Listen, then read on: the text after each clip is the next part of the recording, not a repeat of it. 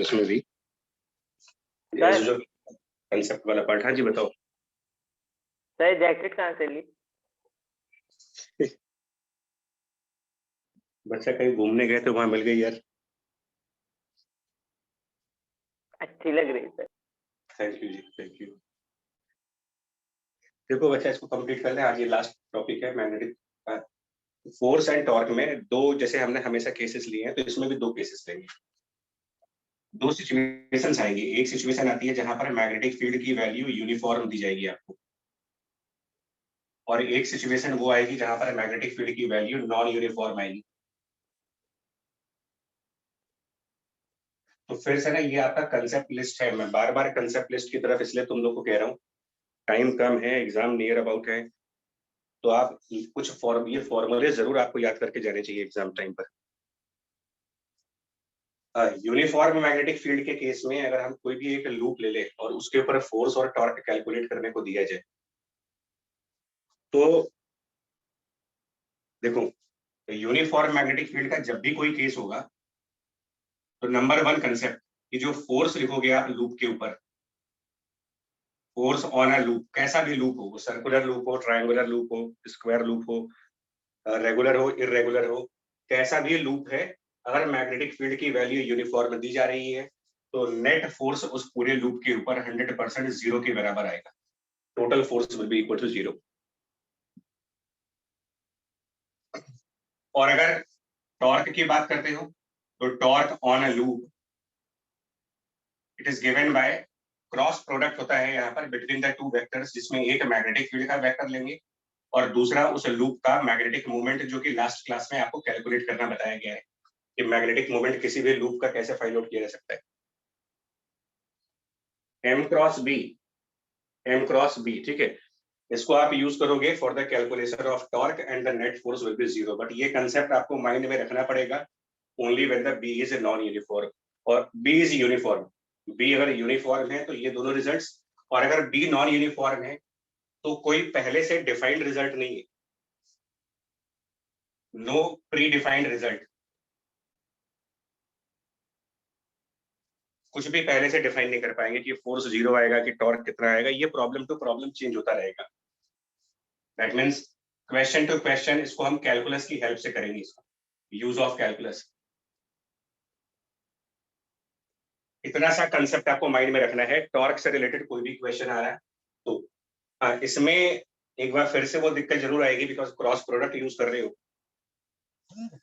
तो उसकी वजह से डायरेक्शंस को लेकर के थोड़ा सा कंफ्यूजन आ सकता है। बट पूरे मैग्नेटिज्म के अंदर लगातार क्रॉस प्रोडक्ट चल रहे हैं आपके, ए क्रॉस बी कंटिन्यूअसली चल रहा है इसमें।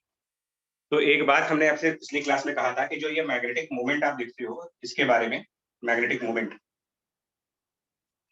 इसके लिए कहा गया था कि ये चीज हमेशा लूप का जो भी प्लेन होगा उसके परपेंडिकुलर रहता है,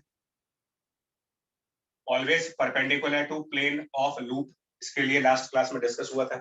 इनफैक्ट ये भी कहा गया था कि उस प्लेन के परपेंडिकुलर आपको उस तरफ की साइड देखनी पड़ेगी जिस साइड से वो करंट एंटी क्लॉकवाइज दिखता हो। मुझे लूप की प्लेन के परपेंडिकुलर वो वाली साइड दिखेंगे जिस वाली साइड से करंट का फ्लो एंटी क्लॉकवाइज दिखे, वो हमारा मैग्नेटिक मूवमेंट की डायरेक्शन बनती है।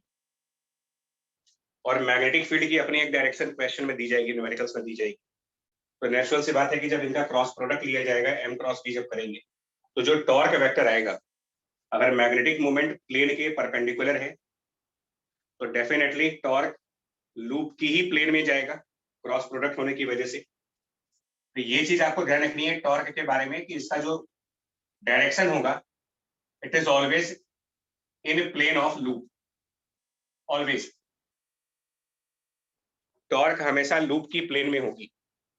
और इसका एक और मतलब है, टॉर्क लूप के प्लेन में होगा, इसका एक मतलब ये है कि अगर उस टॉर्क की वजह से लूप रोटेट करेगा, मतलब एक्चुअल में ये जो टॉर्क वेक्टर की डायरेक्शन आएगी ये बेसिकली आपको एक्सिस ऑफ रोटेशन डिफाइन करेगा। एक्सिस डिफाइन करेगा जिस एक्सिस के अबाउट बॉडी को रोटेट करना है, लूप को रोटेट करना है।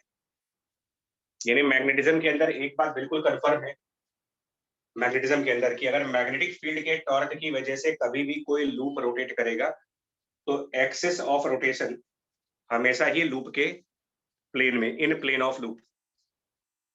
मतलब कि अगर रिंग है तो वो एक्सिस उसका डायमीटर हो सकता है, डिस्क है तो उसका डायमीटर बन सकता है।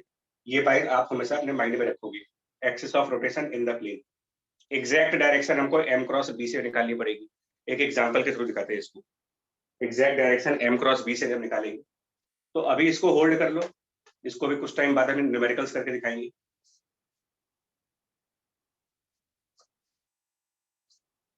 मैं एक एग्जांपल दे रहा हूँ, बड़ा सिंपल सा एग्जांपल, सिर्फ कंसेप्ट को कंप्लीट करने के लिए।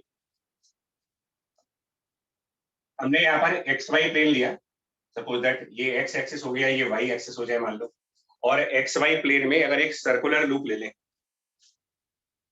एक्स वाई प्लेन में एक सर्कुलर लूप कंसिडर कर लें जिसमें करंट क्लॉकवाइज फ्लो कर रहा है और मैग्नेटिक फील्ड इस न्यूमेरिकल में जो दी जा रही है वो इनवर्ड नेगेटिव जेड एक्सिस की तरफ,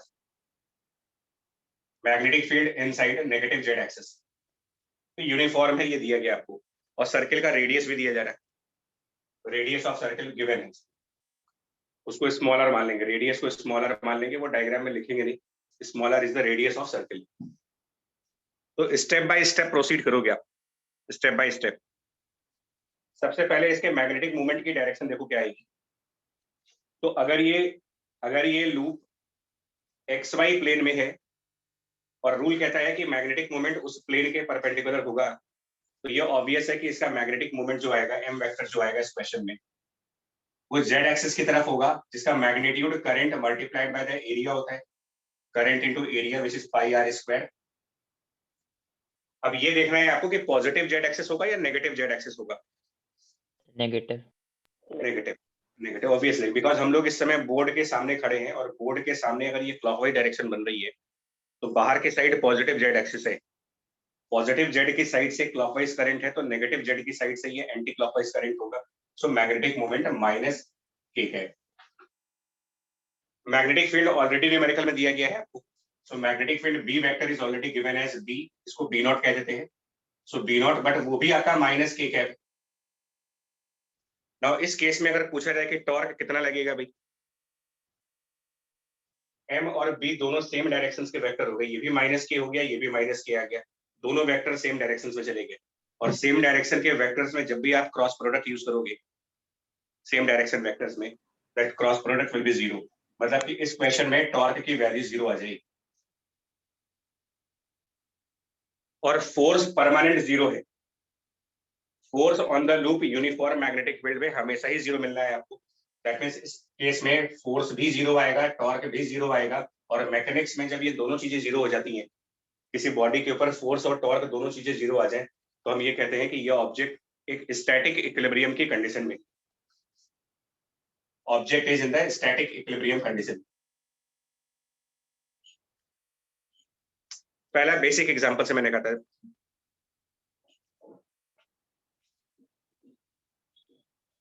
ठीक है यार, ये बहुत सिंपल सा है, बात समझ में आई आपको ये चीज? Yes sir. ठीक है। बहुत एलिमेंट्री लेवल से स्टार्ट करेंगे। चल ठीक है।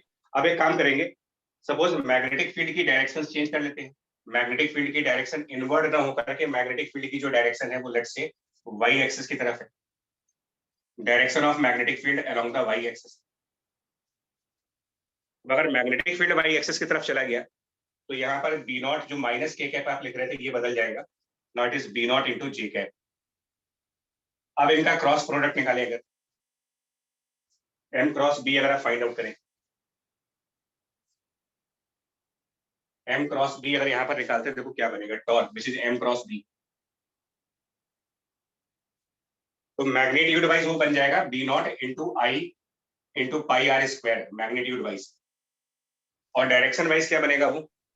माइनस आई का। पक्का ना?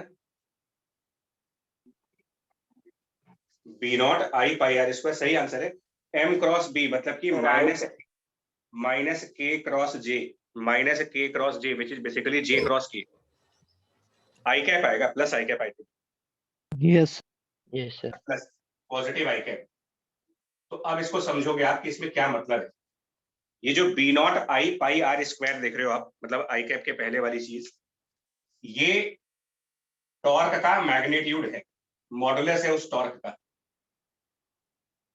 Amount of torque, magnitude of the torque is B naught I into pi are square, और आई कैप टॉर्क की डायरेक्शन है।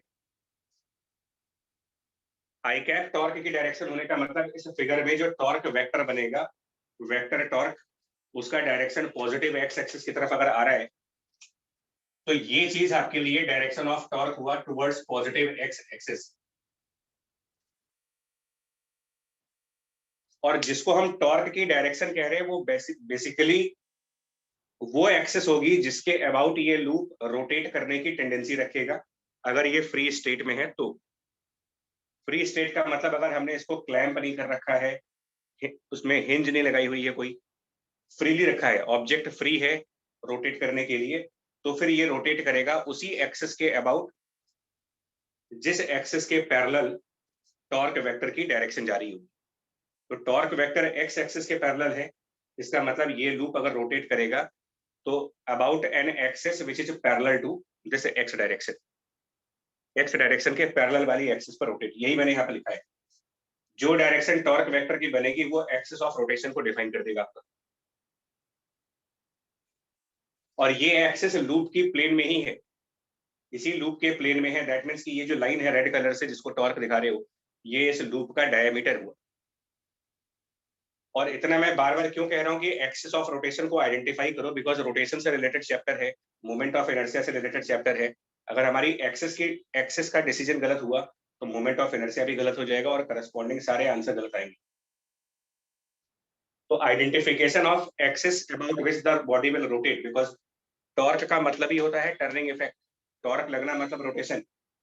तो रोटेशन के लिए ये बहुत क्लियर होना चाहिए कि कौन सी एक्सिस है जिसके अबाउट ये बॉडी रोटेट करने वाली है। तो आंसर मिला it will rotate about the X axis. अब रोटेशन के भी दो तरीके हैं, ये जो मार्कर है इसको हम दो तरीके से रोटेट कर सकते हैं। एक तरीका ये है क्लॉकवाइज डायरेक्शन में, और एक तरीका उल्टी डायरेक्शन में, एंटी क्लॉकवाइज। तो किसी भी बॉडी को आप दो तरीके से रोटेट करा सकते हो, one is clockwise, other is anti clockwise. तो ये कैसे रोटेट करेगा, क्लॉकवाइज डायरेक्शन में रोटेट करेगा या फिर एंटी क्लॉकवाइज डायरेक्शन में रोटेट करेगा? तो इसका भी आंसर क्लियर है। देखो, जो आपके टॉर्क में डायरेक्शन आएगी ना, टॉर्क में जो भी डायरेक्शन आ रही है, मतलब कि यहाँ पर आई कैप आ रही है, तो जिस तरफ टॉर्क है अगर उस साइड से व्यू किया जाए, मतलब यहां से जा करके इसको व्यू करें, टॉर्क की डायरेक्शन जिस तरफ है अगर उस साइड से आप देखोगे तो रोटेशन हमेशा ही एंटी क्लॉकवाइज रोटेशन दिखेगा। मतलब कि अगर कोई पॉजिटिव एक्स एक्सिस पर खड़ा होगा तो उसके हिसाब से ये लूप एंटी क्लॉकवाइज डायरेक्शन में रोटेट कर रहा होगा, जिसका मतलब ये भी कह सकते हो कि लूप की ये जो टॉप वाली साइड है, टॉप वाली साइड, ये टॉप वाली साइड बोर्ड के प्लेन से बाहर की तरफ आएंगे, टॉप वाली साइड बोर्ड की प्लेन से बाहर जाएगी, और ये बॉटम वाली साइड बोर्ड की प्लेन के अंदर जाएगी। तभी आप कह सकते हो कि पॉजिटिव एक्स डायरेक्शन से ये क्लॉकवाइज घूमेगा। मतलब ये चीज क्लॉकवाइज अगर रोटेट होगी तो ये चीज बाहर जाएगी, top portion will come along the positive Z direction and bottom portion will move along the negative Z direction, अंदर की तरफ जाएगा। तो ये दो बातें ना न्यूमेरिकल्स में ध्यान रखनी होती है, बिकॉज मैं फिर बोल रहा हूँ क्वेश्चंस में ये एक पार्ट होता है, कंप्लीट क्वेश्चंस नहीं होते। ये क्वेश्चंस का एक पार्ट होता है जिसमें आपको टॉर्क कैलकुलेट करने को आएगा एम क्रॉस बी से, और मैंने ये माना हुआ है इसमें कि मैग्नेटिक फील्ड की टॉर्क के अलावा और कोई टॉर्क नहीं है, ये भी माना हुआ है। मैग्नेटिक फील्ड के अलावा कोई और टॉर्क नहीं है, तो जो भी रोटेशन होना है वो मैग्नेटिक फील्ड के टॉर्क से होना है, तो वो उसी एक्सिस के अबाउट होगा जिस एक्सिस के अबाउट टॉर्क लग रहा होगा, और जिधर टॉर्क की डायरेक्शन है उस साइड पे खड़े हो जाएंगे अगर, तो मुझे ये रोटेशन एंटी क्लॉकवाइज दिखना चाहिए। ये आपके रूल्स और कंसेप्ट्स हो गए, ये दोनों बातें आपको क्लियर होनी चाहिए। The unit vector in the result of torque is basically the axis of rotation, and if we stand on that side, the rotation must appear in anti-clockwise direction.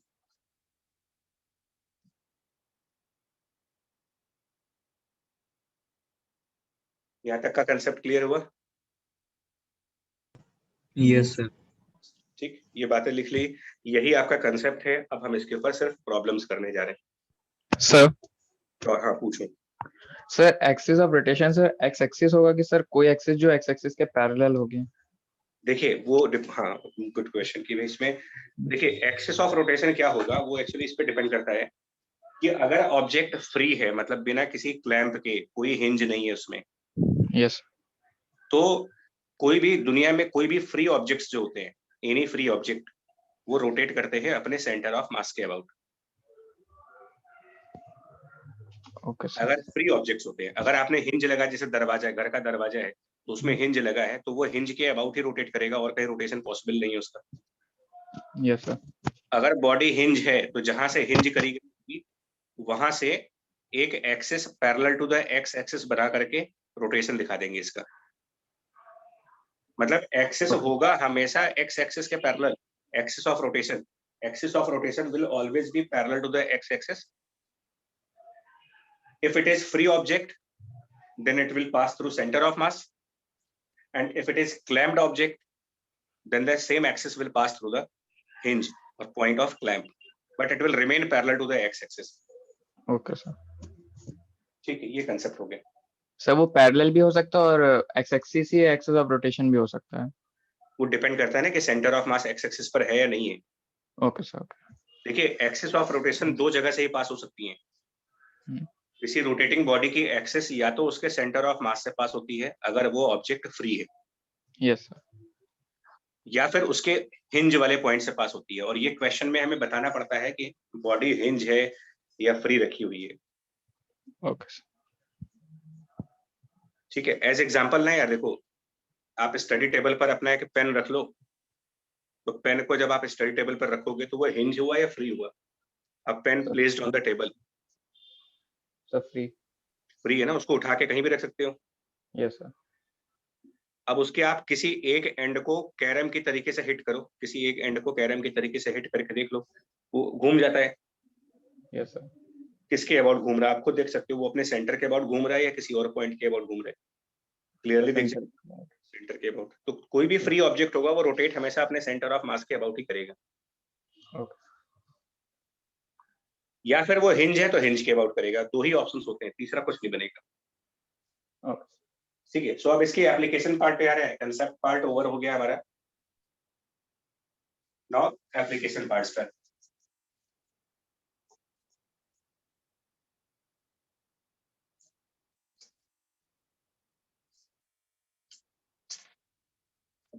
तो पहला प्रॉब्लम देखो आप, इसको कैसे यूज करते हैं। Problem number 1, first problem. इसमें ये है, जो पहली प्रॉब्लम ये है, उसमें एक सर्कुलर लूप है, बेसिकली सर्कुलर डिस्क है, डिस्क कह लें या एक सर्कुलर लूप कह लीजिए, सर्किल के फॉर्म में है, और उसमें कुछ करंट आई फ्लो कर रहा है।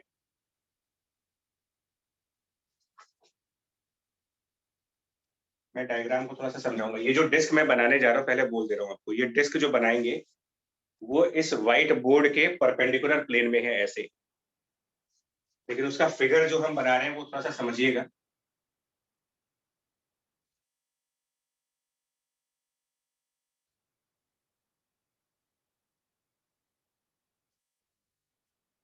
Plane of disc, plane of disc is perpendicular to the plane of this whiteboard. आप लोगों के लिए प्लेन ऑफ अ पेपर,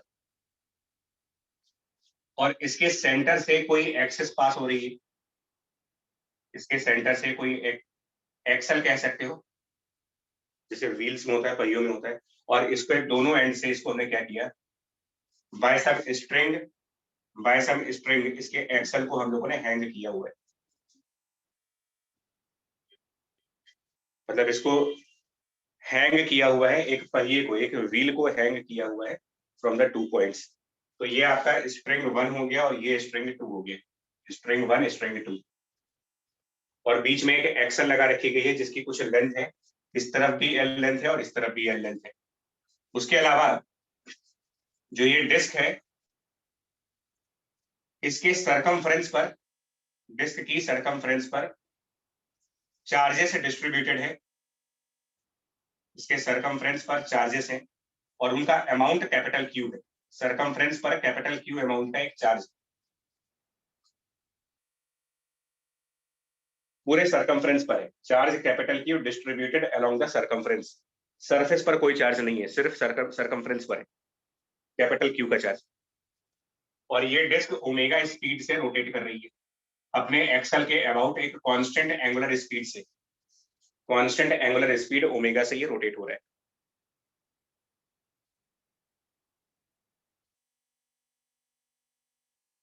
ठीक है जी, ये यहाँ तक ठीक है, यहाँ तक प्रॉब्लम क्लियर हुआ? Yes, sir. Yes, sir. और एक मैग्नेटिक फील्ड इसमें है जो कि वर्टिकली अपवर्ड एक मैग्नेटिक फील्ड भी लगा हुआ है इसमें, जो कि यूनिफॉर्म नेचर का है, magnetic field uniform in the vertical direction.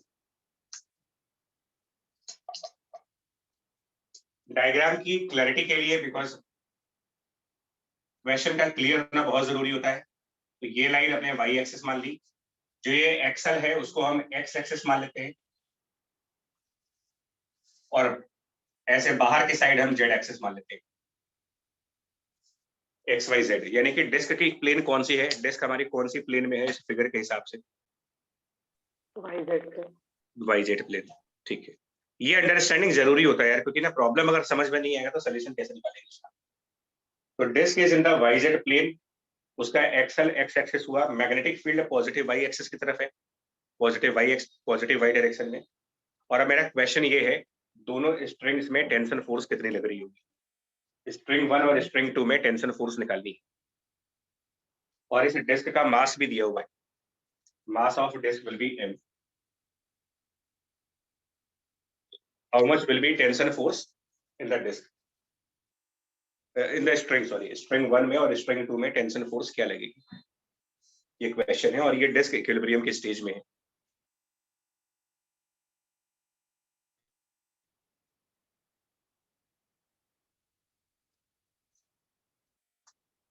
देखिए एक बात क्लियर कर दे आपको, जो कंसेप्ट पार्ट्स है पहले वो क्लियर होने चाहिए, बहुत ज्यादा इंपॉर्टेंट है।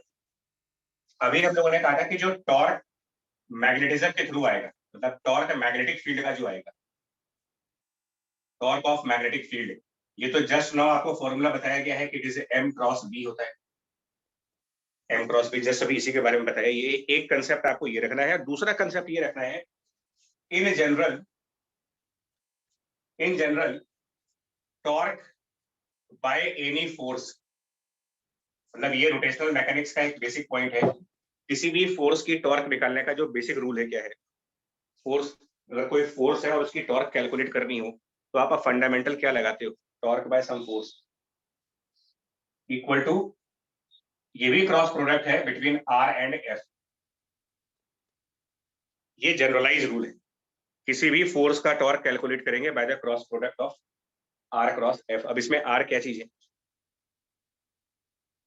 स्मॉल आर वेक्टर क्या है, किसी को आइडिया है इसमें, what is small R vector?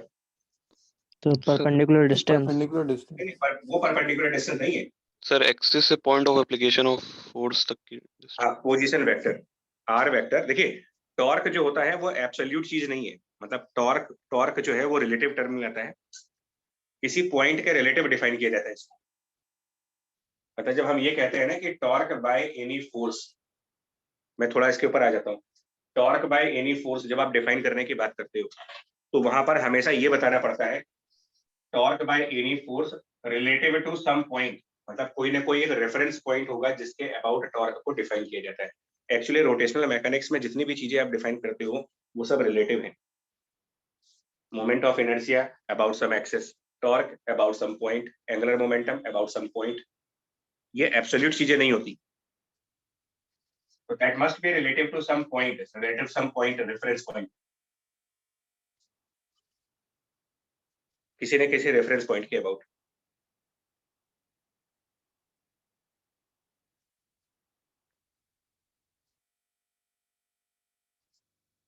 तो स्मॉल आर पोजीशन वेक्टर के नाम से पढ़ते हैं, small R is the position vector. मैं अभी इसे डायग्राम पर वापस आ जाऊंगा थोड़ी देर के लिए टॉर्क को आपको एक्सप्लेन करने, थोड़ी देर टॉर्क एक्सप्लेन कर लेते हैं। फॉर एग्जांपल अगर हमने कहा कि यार हमारे पास कोई एक्स वाई प्लेन है और हमने यहाँ पर कोई पॉइंट लिया है जिस पर एक फोर्स एफ लगाया हुआ है, एक फोर्स एफ लग रहा है किसी पॉइंट के ऊपर, मतलब एक पॉइंट आप चूज करेंगे जहां पर फोर्स लगा हुआ है, इसको बोलते हैं point of the application of force.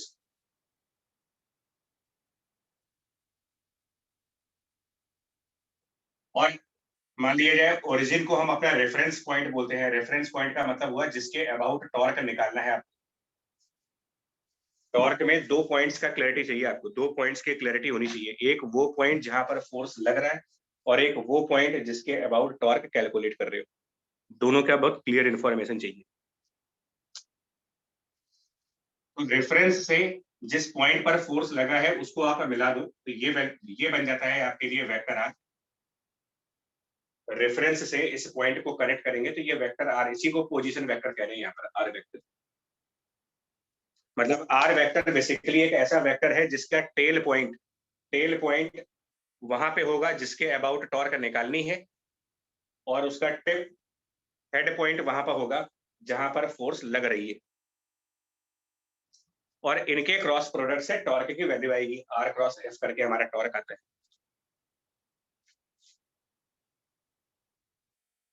ये फंडामेंटल डेफिनेशन है, सबसे एक्यूरेट डेफिनेशन है, एरर फ्री है, कोई मिस्टेक नहीं हो सकती इसमें अंटिल कि आप क्रॉस प्रोडक्ट गलत ना कर दें।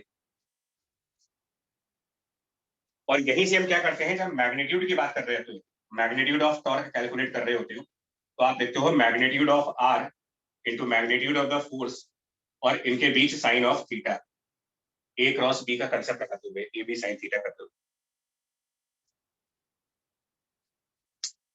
और थीटा इन दोनों वेक्टर्स के बीच का एंगल है, सो वेक्टर आर को जब आप आगे एक्सटेंड करोगे तो ये एंगल थीटा हो जाता है। Angle between the two vectors is theta. और यहीं से क्या काम करा जाता है कि फोर्स को हम वापस अगर एक्सटेंड कर दें, जो फोर्स वेक्टर है उस वेक्टर को आप एक्सटेंड करो, फोर्स वेक्टर को अगर आप एक्सटेंड कर दें और रेफरेंस पॉइंट से उसके ऊपर एक परपेंडिकुलर ड्रॉप कर दें, रेफरेंस पॉइंट से फोर्स के एक्सटेंशन पर, एक्सटेंशन ऑफ फोर्स, उस पर रेफरेंस पॉइंट से परपेंडिकुलर ड्रॉप करिए, और ये चीज आपकी आर परपेंडिकुलर के नाम से पढ़ी है। आर परपेंडिकुलर मतलब आर, ये स्मॉल आर परपेंडिकुलर डिस्टेंस नहीं है, परपेंडिकुलर डिस्टेंस कुछ और ही है, और वो निकाल सकते हो यार। अगर ये थीटा एंगल बनता है तो यहाँ पर भी थीटा बोलते हो, और ये इसके अंदर ये प्रूफ कर सकते हो कि ये जो आर परपेंडिकुलर होगा वो basically small R multiplied by sine of theta. और इसीलिए इसमें से small R into sine theta की जगह पर force multiplied by the perpendicular distance, ये बेसिक मिल जाता है आपका टॉर्क।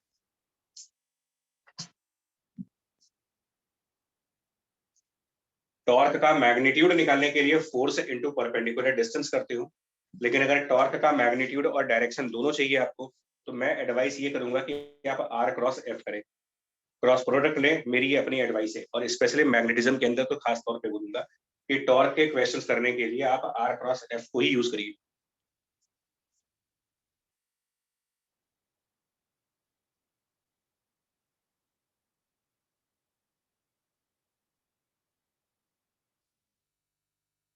ठीक है, बोलो। ये बहुत बेसिक था, टॉर्क का बताना पड़ गया, ठीक है, काम ही आएगा आपके। Yes, sir. ठीक है, फंडामेंटल चीज। Torque Yes, sir. Defined as cross product of R cross F where R is the vector joining a reference point to the point where force is acting, that is r cross f। और simple way में torque is force multiplied by perpendicular distance. Perpendicular distance किस चीज की, तो force को extend करने पर जो लाइन बनेगी उस लाइन का रेफरेंस से परपेंडिकुलर डिस्टेंस, ये बेसिकली आप टॉर्क का मैग्नीट्यूड के लिए यूज करते हो। बट ये स्कूल लेवल तक तो ठीक है यार, बोर्ड लेवल तक ठीक है, बट जेई के लेवल पे जा रहे हो जहां पर एक एक क्वेश्चन की इंपॉर्टेंस है, मेरा सजेशन और एडवाइस ये रहेगी कि टॉर्क बराबर आर क्रॉस एफ ही फॉलो करें आप। मैग्नेटिज्म के केस में एम क्रॉस बी, और किसी और फोर्स की टॉर्क निकालनी है तो बेटर होगा आर क्रॉस एफ लगा दीजिए। एक बात और बताएंगे यहाँ पर, एक पॉइंट और डिस्कस कर लेते हैं। एक बहुत स्पेशल केस आता है आपका, a very special case of torque. ठीक है, 10-15 मिनट आउट ऑफ टॉपिक जा रहे हैं, बट यूजफुल है, मतलब वेस्टेज ऑफ टाइम नहीं है, काम ही आएगा आपको। स्पेशल केस ऑफ टॉर्क में एक बहुत यूनिक सा केस आप सबने पढ़ रखा होगा, वो होता है कि हम लोग दो अलग अलग पॉइंट्स पर फोर्सेस लगाए इक्वल और अपोजिट डायरेक्शंस में। दो पॉइंट्स ले रहे हैं, इक्वल एंड अपोजिट फोर्स लगा रहे हैं, मतलब एक तरफ हम कैपिटल एफ लगा रहे हैं, एक तरफ हम माइनस ऑफ कैपिटल एफ लगा रहे हैं, इक्वल अपोजिट फोर्सेस,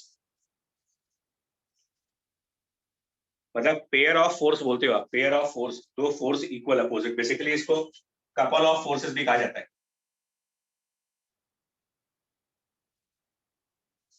ऐसे में और इनके बीच का डिस्टेंस आपका डी है, मान लो दोनों फोर्सेस की जो लाइंस हैं उनमें डिस्टेंस डी का है। अब इनमें जब टॉर्क निकालते हैं हम लोग, ठीक है, तो हम एक काम करने जा रहे हैं, हम एक पॉइंट ओ चूज कर रहे हैं जो मेरा रेफरेंस पॉइंट है, point O which is my reference. और जो फंडामेंटल फॉर्मूला है आपका, फंडामेंटल रिजल्ट, अगर मैं यहां वाले फोर्स की टॉर्क निकालना चाहता हूं तो मुझे r क्रॉस f चाहिए, जिसमें r वेक्टर का मतलब हुआ रेफरेंस से इस पॉइंट को मिलाया जाए, तो इसे मैं अपना r1 वेक्टर कह रहा हूं, और इधर वाले फोर्स को मिलाएंगे तो ये मेरे लिए r2 वेक्टर है।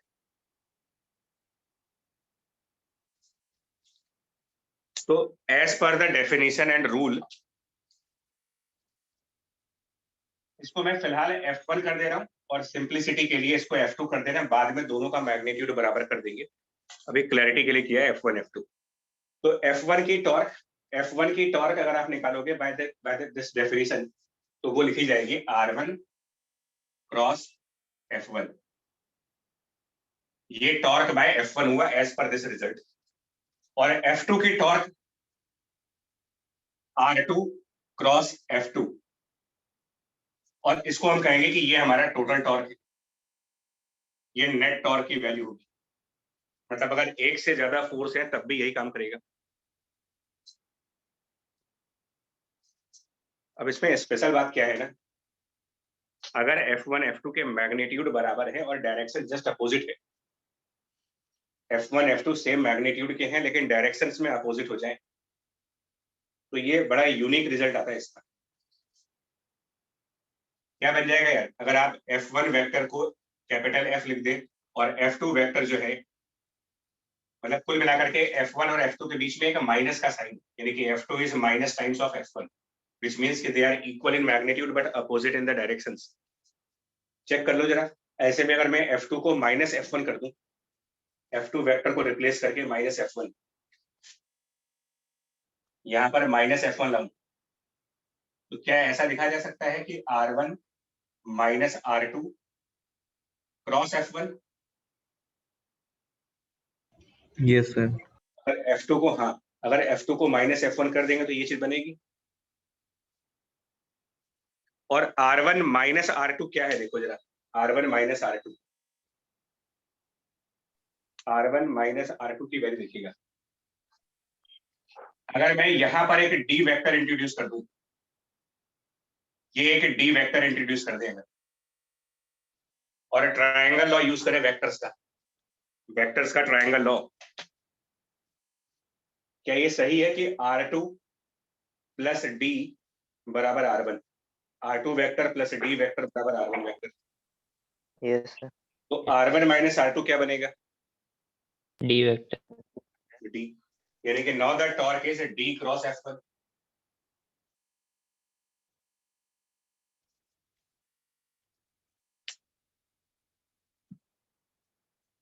और ये आप लोगों ने पढ़ा जरूर होता है, ऐसा नहीं है, ये सबको बताया जाता है कि दो फोर्स अगर इक्वल अपोजिट हो और पैरेलल हो तो टॉर्क निकालने के लिए फोर्स इनटू डिस्टेंस कर देते हैं। ये गारंटेड सबने पढ़ा होता है, सबको बताया जाता है ये कंसेप्ट। इस तरीके से बताते हैं कि अगर कहीं पर एक फोर्स F ऊपर लग रहा हो और एक फोर्स F नीचे लग रहा हो और इनमें डी डिस्टेंस हो, तो इसका टॉर्क क्या बनेगा? Equal opposite forces eight D distance. इसी कॉम्बिनेशन को आप कपल का नाम देते हो, इसी को कपल कहते हैं और इसको मूवमेंट बोलते हैं, टॉर्क को मूवमेंट भी कहते हैं। और यहाँ पर टॉर्क सिंपल वे में लिखा जाता है फोर्स इनटू डिस्टेंस। दोनों मतलब दो पैरेलल फोर्स का केस है ये, two parallel forces equal and opposite in magnitude, तो उस केस में टॉर्क बराबर F इंटू डी। बट इसमें खास बात क्या है आपकी, खास बात क्या है, क्या फाइनल आंसर में ये कहीं मैटर कर रहा है कि पॉइंट O क्या है, कहां पर है? जो अल्टीमेट आंसर आया D क्रॉस F1, क्या उसमें पॉइंट O की लोकेशन कहीं पर मैटर कर रही है? No, sir. No.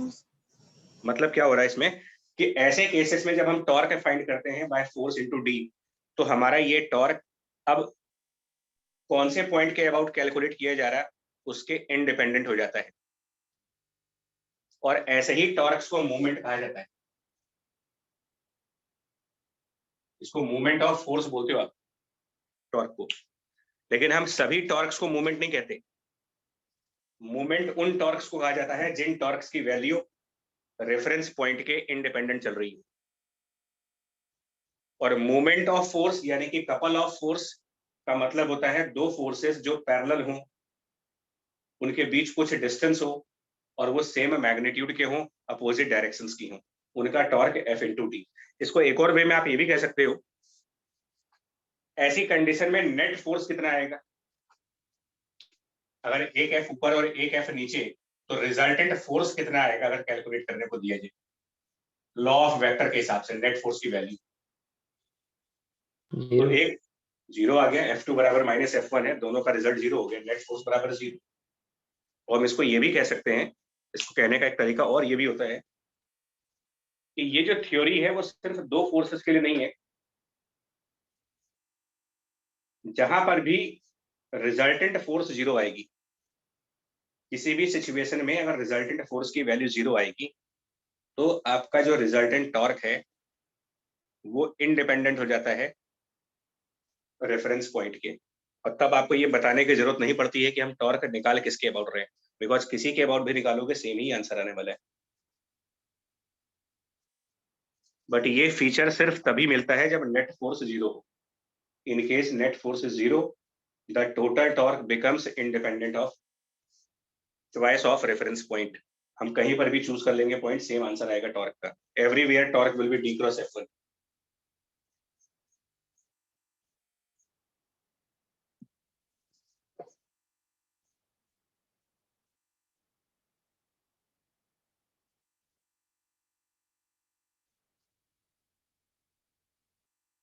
ठीक है जी, Yes, sir. ठीक। Yes. चलिए, तो हम यहाँ तक आ गए। आपने कभी नोटिस किया कि जब मैग्नेटिक फील्ड की टॉर्क निकाली गई M क्रॉस B, तो क्या ये बताया गया आपको कि ये टॉर्क किसके अबाउट है? टॉर्क बराबर M क्रॉस B जब लिखा गया है, तो क्या ये मेंशन हुआ कि किसके अबाउट टॉर्क है? ये किसी भी बुक में देख लो, नहीं मेंशन होगा। कब कोई नहीं लिखता कि ये टॉर्क कौन सी एक्सिस के अबाउट है। क्यों नहीं लिखते हो आप? क्योंकि टॉर्क बराबर M क्रॉस B आप उसी कंडीशन में लिख रहे हो जिस कंडीशन में मैग्नेटिक फील्ड यूनिफॉर्म है। और यूनिफॉर्म मैग्नेटिक फील्ड के केस में हमने पहले ही बोला हुआ है कि नेट फोर्स 0 आती है। और जब नेट फोर्स 0 आ रही है, तो ये जो टॉर्क M क्रॉस B निकाल रहे हो, ये किसी भी एक्सिस ऑफ रोटेशन के लिए सेम आंसर आएगा। Torque independent of axis of rotation हुआ यहाँ पर।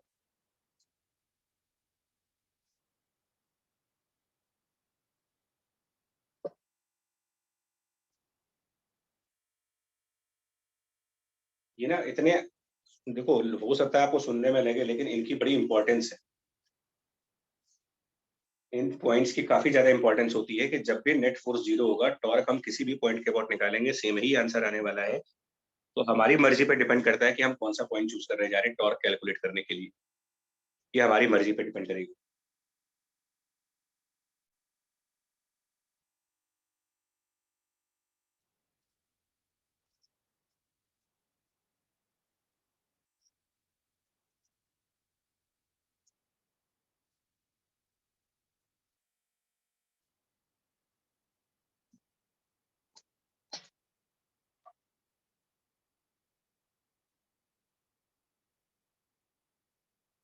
तो यार मेरा जो क्वेश्चन था ना, उसमें वापस आना पड़ेगा, डायग्राम एक बार फिर से बना लेते हैं।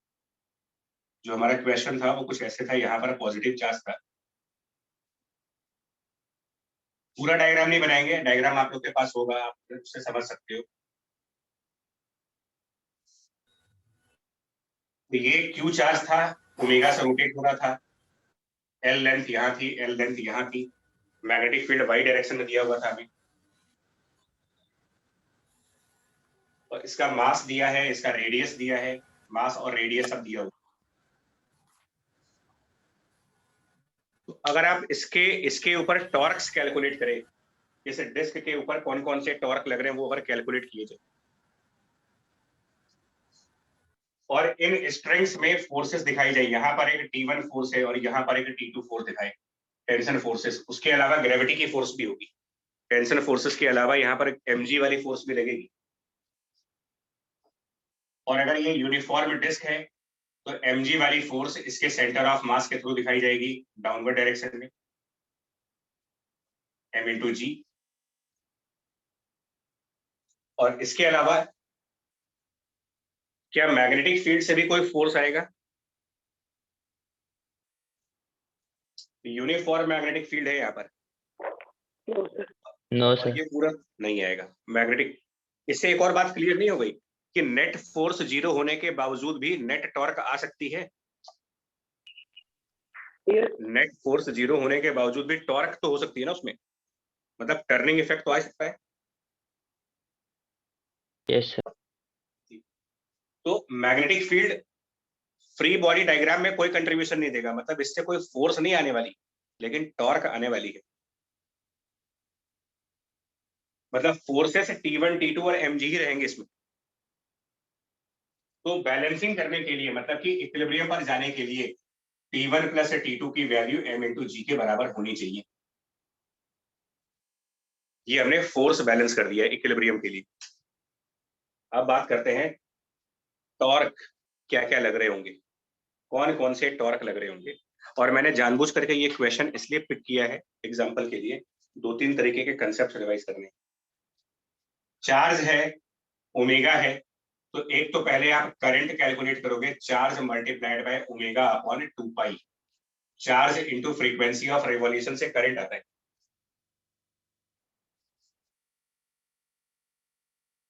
ठीक है बच्चे, सुनिएगा, हम अपना रेफरेंस पॉइंट किसको चूज करें टॉर्क निकालने के लिए, किसको रेफरेंस पॉइंट चूज कर रहे हैं। मान लीजिए यहाँ पर ए पॉइंट है, यहाँ पर बी पॉइंट है, तो let reference point is A, मतलब कि पॉइंट ए के अबाउट टॉर्क कैलकुलेट होगा। तो मैग्नेटिक फील्ड का टॉर्क कितना बन रहा होगा, torque by the magnetic field, तो उसका आंसर फिक्स्ड है, वो m क्रॉस बी रहेगा। आप किसी के अबाउट में निकाल दो, आप टॉर्क पॉइंट ए के अबाउट कैलकुलेट करो, टॉर्क पॉइंट बी के अबाउट कैलकुलेट कर लो, टॉर्क सेंटर ऑफ मास के अबाउट कैलकुलेट कर लो, कोई रैंडम सा पॉइंट हवा में लेकर के वहां पर टॉर्क कैलकुलेट कर लो, किसी भी पॉइंट के अबाउट मैग्नेटिक फील्ड के टॉर्क में कोई फर्क नहीं आता, वो m क्रॉस बी है तो वो m क्रॉस बी ही रहेगा। और उसके पीछे का रीजन ये है कि मैग्नेटिक फील्ड की वजह से नेट फोर्स की वैल्यू 0 है। और जस्ट पीछे भी आपको डेरिवेशन करके दिखाया हुआ है कि नेट फोर्स जब भी 0 होती है, नेट टॉर्क इंडिपेंडेंट हो जाता है कि हम किसके अबाउट कैलकुलेट करने जा रहे हैं उसको। और m वेक्टर जो होगा वो करंट मल्टीप्लाइड बाय इसका area, I into area pi are square. और डायरेक्शन देख लेते हैं इसकी क्या बनेगी, डायरेक्शन क्या बनेगी इसकी। तो अगर ये पॉजिटिव चार्ज है और क्लॉकवाइज घूम रहा होगा, ये लाइन आप लोगों ने x, हम लोगों ने x माना था, इस तरफ को y एक्सिस माना हुआ था और बाहर की तरफ z एक्सिस माना हुआ था।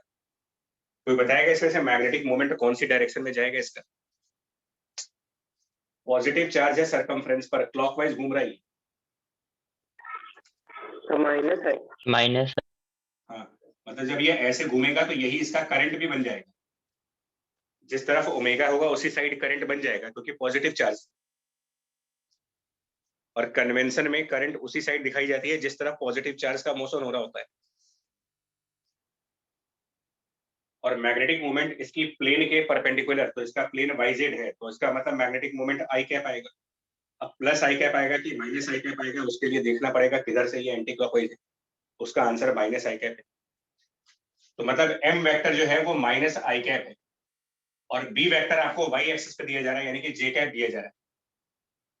इसका मतलब मैग्नेटिक फील्ड के टॉर्क की जो डायरेक्शन आएगी m क्रॉस b का यूज करके, वो होगा -i क्रॉस j से, जो कि -k कैप होगा। इसमें मैग्नेटिक फील्ड b और लिखना है, वो छूट गया। मतलब m क्रॉस b में m इंटू बी और डायरेक्शन बनेगा -k, बिकॉज -i क्रॉस -j आएगा। ये मैग्नेटिक फील्ड की टॉर्क है।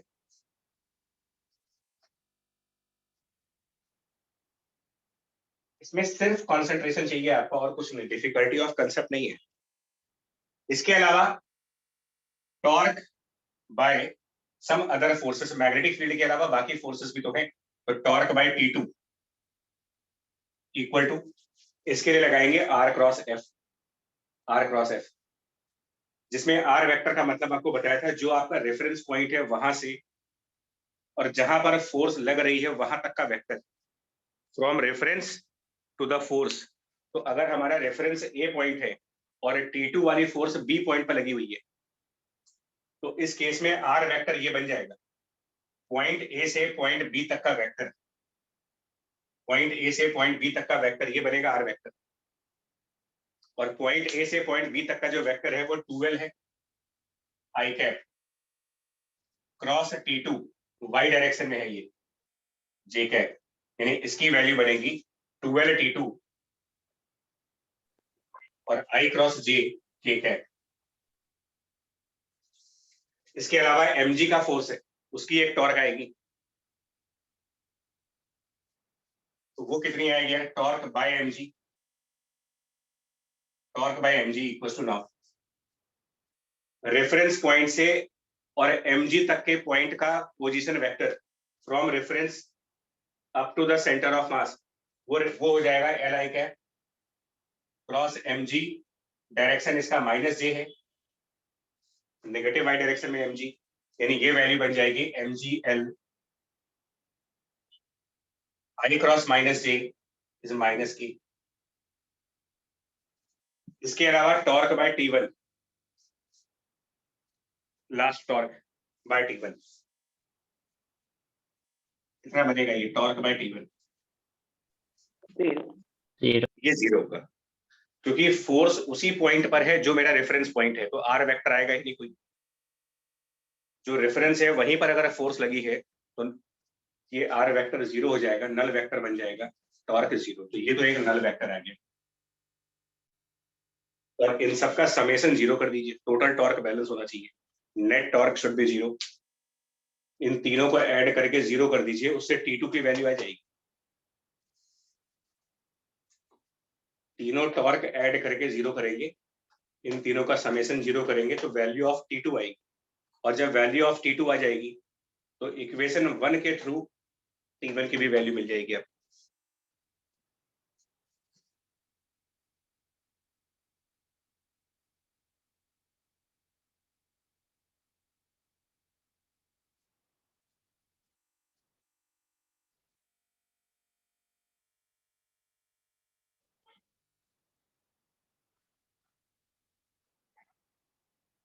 ठीक है जी, बोलो।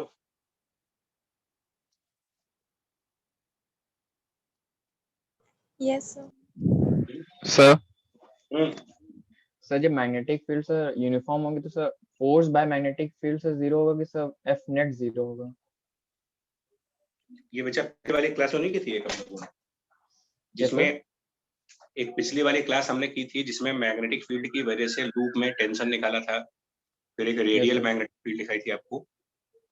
यस तो मैग्नेटिक फील्ड जब यूनिफॉर्म है तो लूप के अलग अलग सेगमेंट्स पर तो फोर्स लग रही होगी, ओके लेकिन पूरे लूप का जब कंबाइंड फोर्स देखा जाएगा तो वो वैल्यू इक्वल टू 0 आ जाएगी। ओके देखो बहुत हाई लेवल के कंसेप्ट की जरूरत नहीं है, क्योंकि ये अपने आप में हाई लेवल है, इससे ज्यादा हाई लेवल की जरूरत भी नहीं है। क्लैरिटी ऑफ कंसेप्ट सही है। सबसे बड़ी क्लैरिटी ये कि जो मैग्नेटिक फील्ड का टॉर्क है वो इंडिपेंडेंट होता है कि हम कैलकुलेट पॉइंट ए के अबाउट कर रहे हैं या पॉइंट बी के अबाउट कैलकुलेट कर रहे हैं या सेंटर ऑफ मास के अबाउट टॉर्क कैलकुलेट कर रहे हैं। जिसके भी अबाउट टॉर्क कैलकुलेट करो, मैग्नेटिक फील्ड के टॉर्क में कोई फर्क नहीं आने वाला।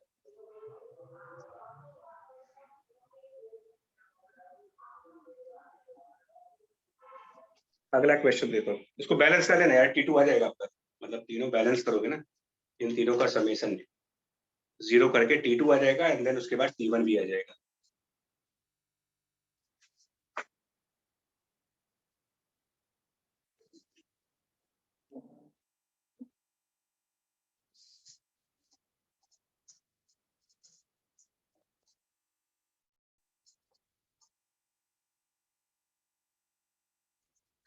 अब एक क्वेश्चन ये है जो बड़ा फेमस क्वेश्चन है,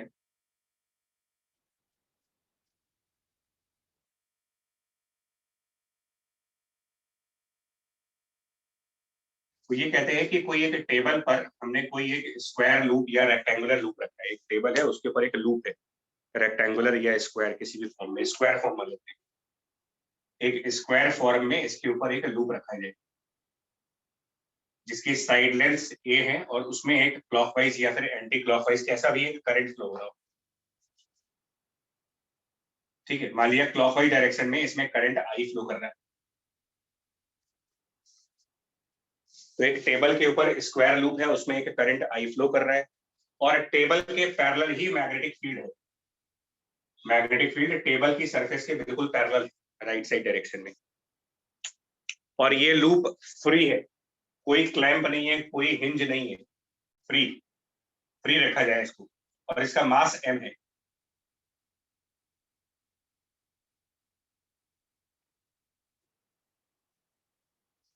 लूप का मास m ले लो आप, और फ्री लूप है, कोई क्लैंपिंग नहीं है, चुपचाप रखा जा रहा है उसको। तो ये कह रहे हैं कि जैसे जब हम मैग्नेटिक फील्ड B लगाएंगे तो एक सर्टेन मैग्नेटिक फील्ड से ज्यादा होने पर, एक मिनिमम वैल्यू से ज्यादा होने पर मैग्नेटिक फील्ड की, ये लूप टॉपल कर जाएगा, मतलब उठना स्टार्ट कर देगा। अभी ये टेबल पर पड़ा हुआ है, बट मैग्नेटिक फील्ड की वैल्यू अगर एक सर्टेन वैल्यू से ज्यादा कर दी जाएगी तो ये रोटेट करना स्टार्ट कर देगा, मतलब अपना इक्विलिब्रियम डिस्टर्ब कर देगा। ये वो कौन सी मैग्नेटिक फील्ड होगी, ये निकालना है आपको। That means find the maximum magnetic field up to which the loop remains at rest. Find the maximum magnetic field up to which the loop remains at rest.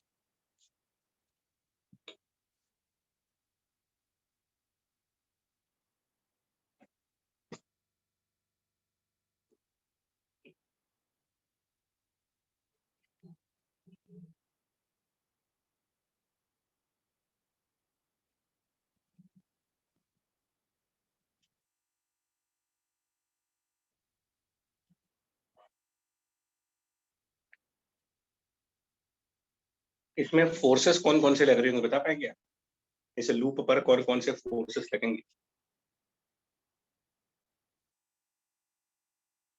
Sir mg और normal. Normal भी तो लगे यार। Yes sir. ये चारों side जो table पर रखी गई हैं इनके ऊपर नॉर्मल फोर्सेस भी लगेंगे, लेकिन इन चारों साइड पर लगने वाले नॉर्मल फोर्स का समेशन और mg आपस में बैलेंस हो जाएंगे, mg equals to normal. Magnetic field से मैं फिर रिपीट कर दूं, फोर्स नहीं आती है, यूनिफॉर्म मैग्नेटिक फील्ड की वजह से यहाँ पर फोर्स नहीं आएगी, रिजल्टेंट फोर्स नहीं आएगी।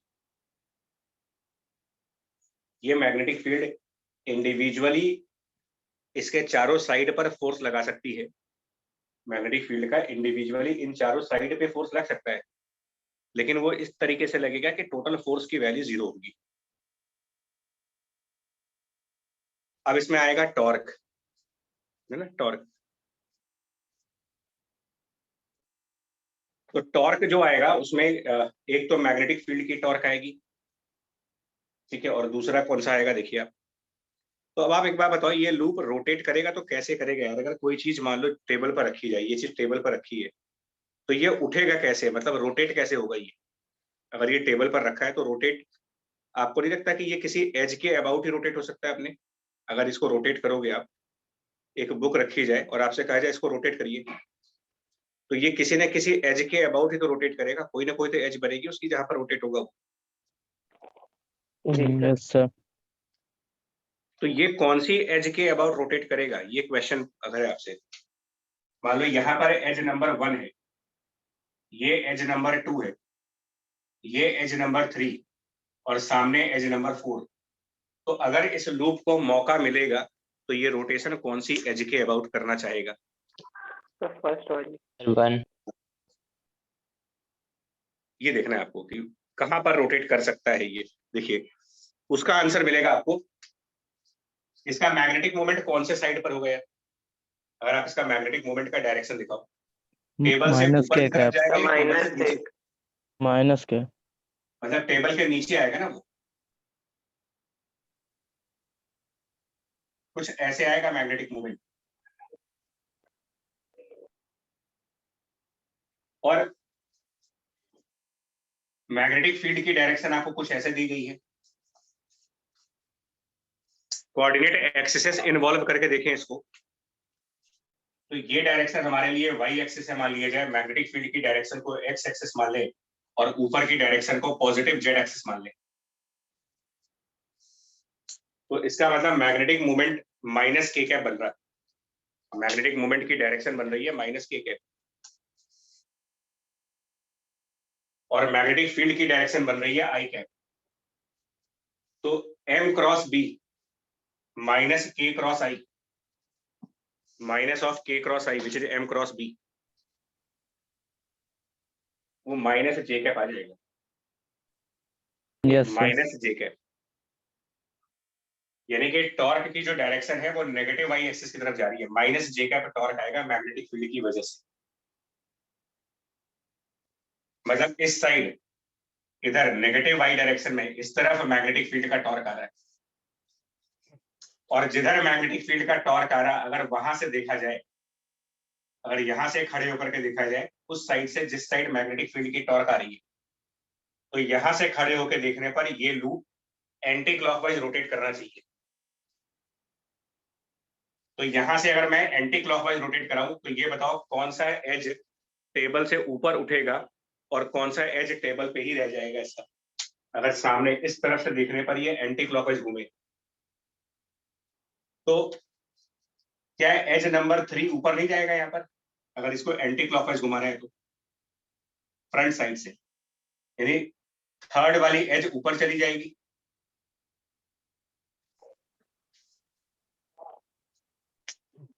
कर पाए इसको? इमेजिन नहीं कर पा रहे हो? Yes sir. हाँ सर। सबसे बड़ा प्रॉब्लम इसमें यही है मैग्नेटिज्म में, डायरेक्शंस और तो तीसरी वाली एज उठेगी, मतलब पहली वाली एज टेबल पे ही रहेगी, तो rotation will be about this edge, the loop will rotate about the edge number 1।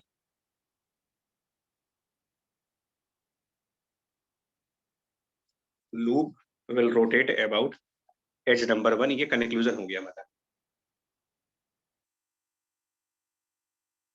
मतलब tendency of rotation will be about the edge number 1। अब उस एज के about edge number 1 magnetic field क्या torque produce कर रहा होगा और gravity क्या टॉर्क प्रोड्यूस कर रही होगी? तो मैग्नेटिक फील्ड की टॉर्क एज 1 के अबाउट क्या किसी भी एज के अबाउट सेम ही होगा। टॉर्क बाय मैग्नेटिक फील्ड बार बार बोलना उसका इससे मतलब ही नहीं है कि वो एज 1 के अबाउट है कि एज 2 के अबाउट है, वो तो एक m क्रॉस b है। So magnetic moment is current multiplied by area into magnetic field b, और m क्रॉस b की जो डायरेक्शन आई थी वो माइनस जे कैप आई थी, तो that is magnetic field torque. Gravity की टॉर्क वो हम r क्रॉस f से निकालेंगे। ग्रेविटी इसके सेंटर ऑफ मास पे लगेगा, और अगर एच 1 को रेफरेंस मान लो, ये चीज मेरी रेफरेंस है, यानी इसको रेफरेंस माना है मैंने, तो यहां से सेंटर ऑफ मास तक का जो पोजीशन वेक्टर बनेगा R vector from edge 1 to the center of mass, edge 1 से सेंटर ऑफ मास की तरफ का जो पोजीशन वेक्टर बनेगा वो बनेगा a/2 I cap, and cross force यानी ग्रेविटी की फोर्स mg जिसकी डायरेक्शन नीचे की तरफ जा रही है माइनस के कैप, ये पूरा डायरेक्शन किधर आएगा? ग्रेविटी की फोर्स का टॉर्क का पूरा डायरेक्शन देखा। जे प्लस जे कैप। यस। यानी कि मैग्नेटिक फील्ड की टॉर्क और ग्रेविटी की टॉर्क एक दूसरे को अपोज कर रहे हैं। मैग्नेटिक फील्ड की टेंडेंसी है एज नंबर 3 को ऊपर ले जाने की, लेकिन ग्रेविटी की टॉर्क उसको रेजिस्ट कर रही होगी। तो जब तक मैग्नेटिक फील्ड की टॉर्क ग्रेविटी की टॉर्क से बड़ी नहीं हो जाती, तब तक ये लूप रेस्ट पे रहेगा। जब मैग्नेटिक फील्ड की टॉर्क ग्रेविटी की टॉर्क से एक्सीड कर जाएगी, तब ये रोटेट कर जाएगा।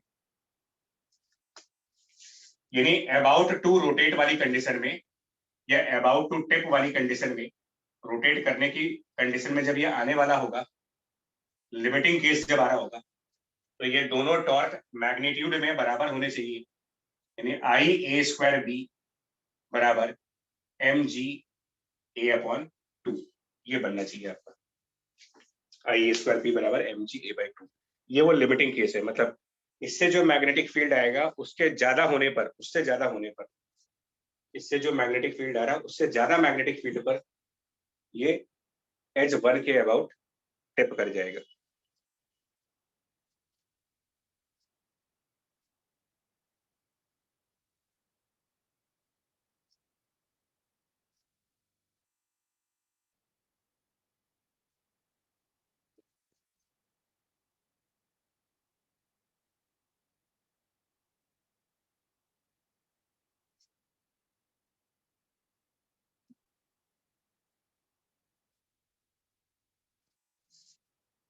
ठीक है जी, आगे और बढ़े। Sir yes sir. जी सर। सर इसमें कोई और रेफरेंस नहीं ले सकते ना? ले सकते हैं। आंसर चेंज नहीं हो जाएगा? नहीं, देखो एक्चुअली हमें तो पहले ये पता करना पड़ेगा ना कि अगर ये रोटेट होगा तो कहाँ हो सकता है। मतलब रोटेट करने का कॉज तो कुछ होना चाहिए। एक चीज जो रखी हुई है, मतलब अगर हमने ये मार्कर रखा हुआ है तो अपने आप तो रोटेट करेगा नहीं है, हमें कोई एक्सटर्नल टॉर्क चाहिए जो इसको घुमाए। और वो एक्सटर्नल टॉर्क यहाँ पर ग्रेविटी उसकी मैग्नेटिक फील्ड की थी। तो मैंने पहले एम क्रॉस बी से ये वेरीफाई किया कि मैग्नेटिक फील्ड का टॉर्क किधर जा रहा है। उस साइड जा करके खड़े हो जाओ, उधर से एंटी क्लॉकवाइज घूमना चाहिए। तो ये सारे रीजनिंग से ये मालूम चल गया कि एज 1 के अबाउट ही रोटेशन पॉसिबल है और किसी एज के अबाउट रोटेशन पॉसिबल नहीं है। इस रोटेशन में ऐसे टॉपलिंग होती थी तो कभी कभी सेंटर ऑफ मास के अबाउट भी नेट टॉर्क बैलेंस करते थे। देखो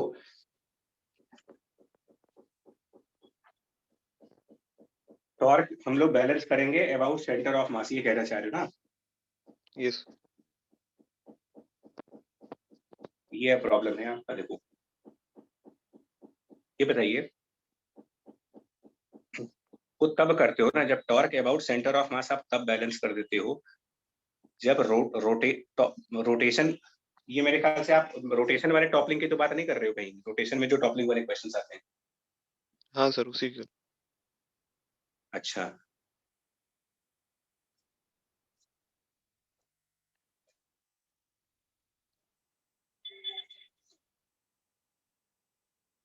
कर सकते हो बच्चा, वो भी कर सकते हो, वो भी हो सकता है। हम यहाँ पर टॉर्क सेंटर ऑफ मास के अबाउट भी बैलेंस कर सकते हैं, इसमें कोई दिक्कत नहीं है। लेकिन एक बात समझिएगा, तब क्या होगा ना, मैं बताऊं आपको तब क्या होगा। उसमें कोई प्रॉब्लम नहीं है, बिल्कुल सही है। देखो हम लोगों ने इसमें एक चीज इग्नोर की है, उसको अगर आप ध्यान से समझाओ। स्टार्टिंग में मैंने क्या कहा था कि मैग्नेटिक फील्ड फोर्स तो नहीं लगा रहा, लेकिन इन चारों साइड्स पर नॉर्मल रिएक्शन फोर्सेस लग रहे होंगे। यस। तो अगर हम सेंटर ऑफ मास के अबाउट टॉर्क लेंगे तो ग्रेविटी की टॉर्क तो नहीं आएगी, लेकिन फिर नॉर्मल रिएक्शन फोर्सेस की तो टॉर्क आएगी। यस। और एज नंबर 1 पर नॉर्मल लगेगा N1, लेकिन जब ये उठने वाला होगा तो बाकी के 3 साइड पर नॉर्मल 0 हो जाएंगे।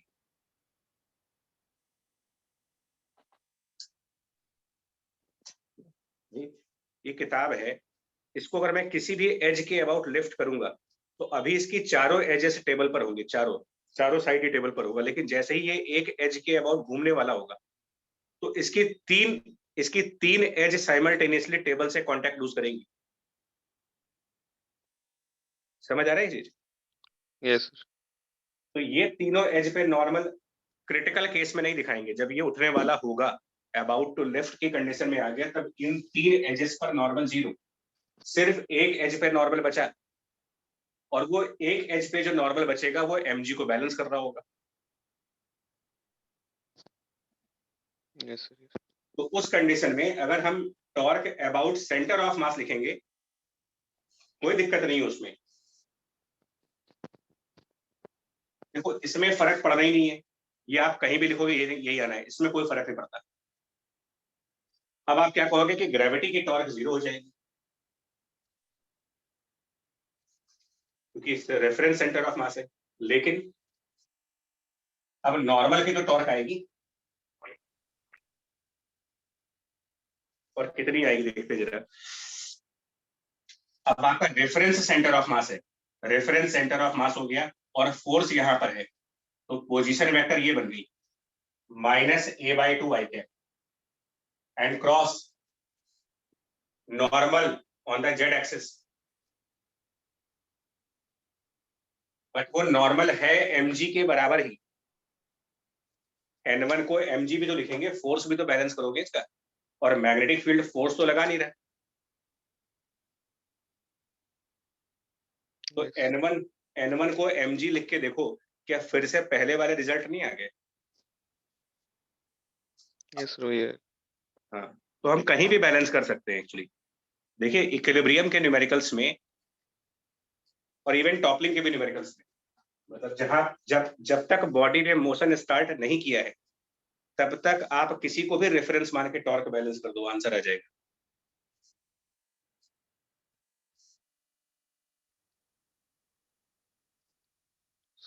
उसका मैग्नेटिक फील्ड का टॉर्क तो वही रहेगा हर पॉइंट पे, बस उसका चेंज होता रहेगा बाकी।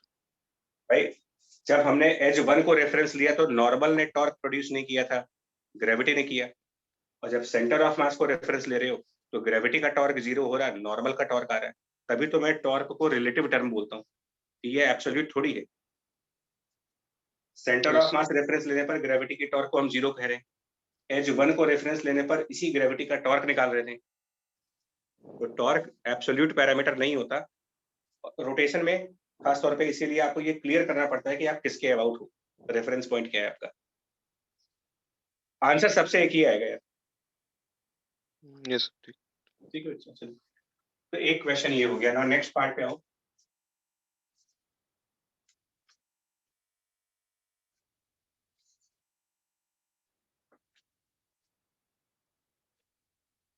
नेक्स्ट एक पार्ट और बताने जा रहे हैं, ये तो टॉर्क्स का हो गया। इसमें ना सिर्फ और सिर्फ बता दो, टफ नहीं होगा, सिर्फ आपको ये प्रोडक्ट्स पर ध्यान रखना होगा, डायरेक्शंस पर ध्यान देना होगा। और मैं सजेस्ट इसीलिए कर रहा था कि फोर्स इनटू परपेंडिकुलर डिस्टेंस ना करें, वो बच्चों वाला काम है, स्कूल लेवल तक की प्रॉब्लम्स में तो ठीक है वो। अब इसे एक और एग्जांपल दिखाते हैं, ये भी बड़ा फेमस एंड कॉमन एग्जांपल है। एक स्फेरिकल बॉडी है, सॉलिड स्फीयर टाइप मान लो आप।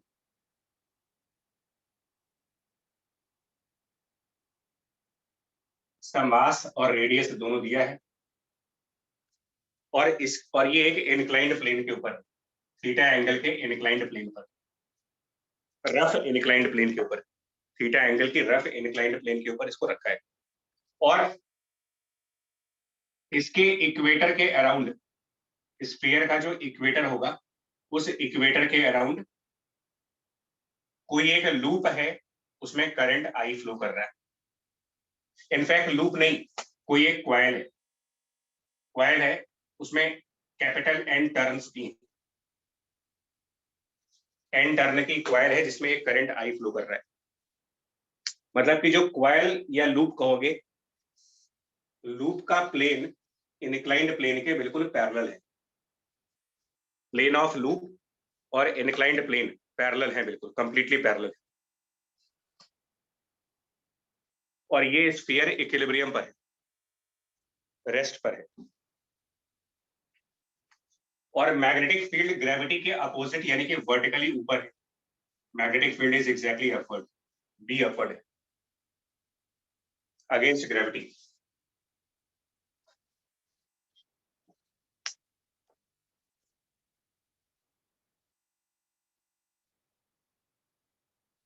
ठीक है जी बच्चे, यहाँ तक प्रॉब्लम क्लियर हो गया आपको? ठीक है, बताओगे आप मैग्नेटिक फील्ड की वैल्यू क्या होनी चाहिए इक्विलिब्रियम के लिए? अगर ये इक्विलिब्रियम के स्टेज पर है तो कितना मैग्नेटिक फील्ड लग रहा होगा यहाँ पर? What is magnetic field B if it is in the state of equilibrium?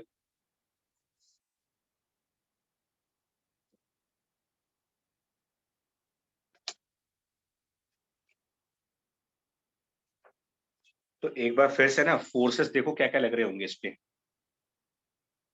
क्या क्या फोर्सेस आ रही होंगी।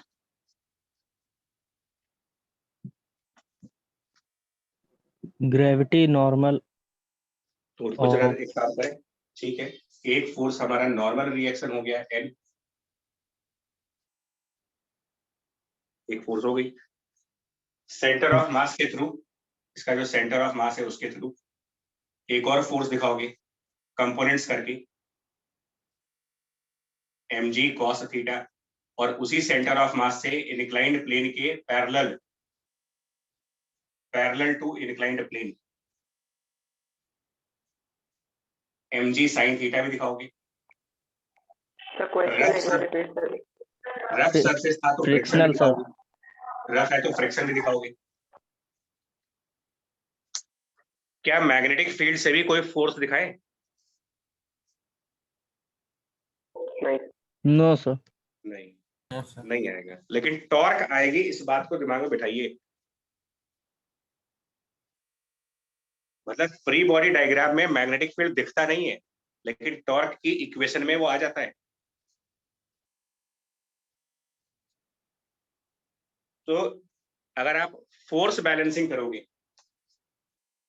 अगर हम फोर्सेस को बैलेंस करते हैं, क्योंकि इक्विलिब्रियम है तो बैलेंसिंग करनी पड़ेगी, तो फोर्सेस के बैलेंसिंग में मैग्नेटिक फील्ड का कोई काम नहीं होता। तो इससे फोर्स आ ही नहीं रही है। फोर्स बैलेंसिंग में आपके जो नॉर्मल फोर्स आप मैकेनिक्स में दिखाते थे वही वाली फोर्स सब दिखा दो, तो क्लियर है। एन बराबर mg cos थीटा, फ्रिक्शन बराबर mg sin थीटा। और ये ऑब्वियस है कि स्टैटिक फ्रिक्शन होगा, ये बॉडी रेस्ट पे है। लेकिन अगर आप टॉर्क बैलेंसिंग की इक्वेशन लाओगे, इसी इक्वेशन में अगर आप टॉर्क बैलेंस करते हो तो उसके अंदर मैग्नेटिक फील्ड का टर्म आएगा।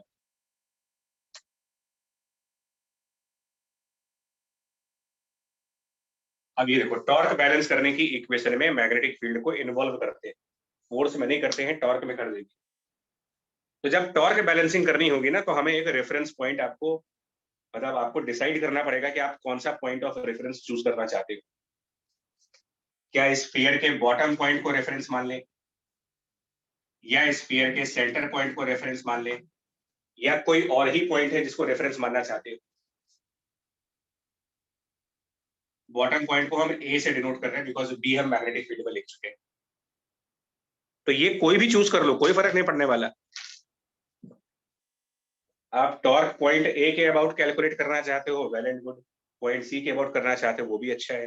कोई और पॉइंट लेना चाहते हैं, वो भी अच्छा है, सब चलेगा, आंसर सबसे आएगा।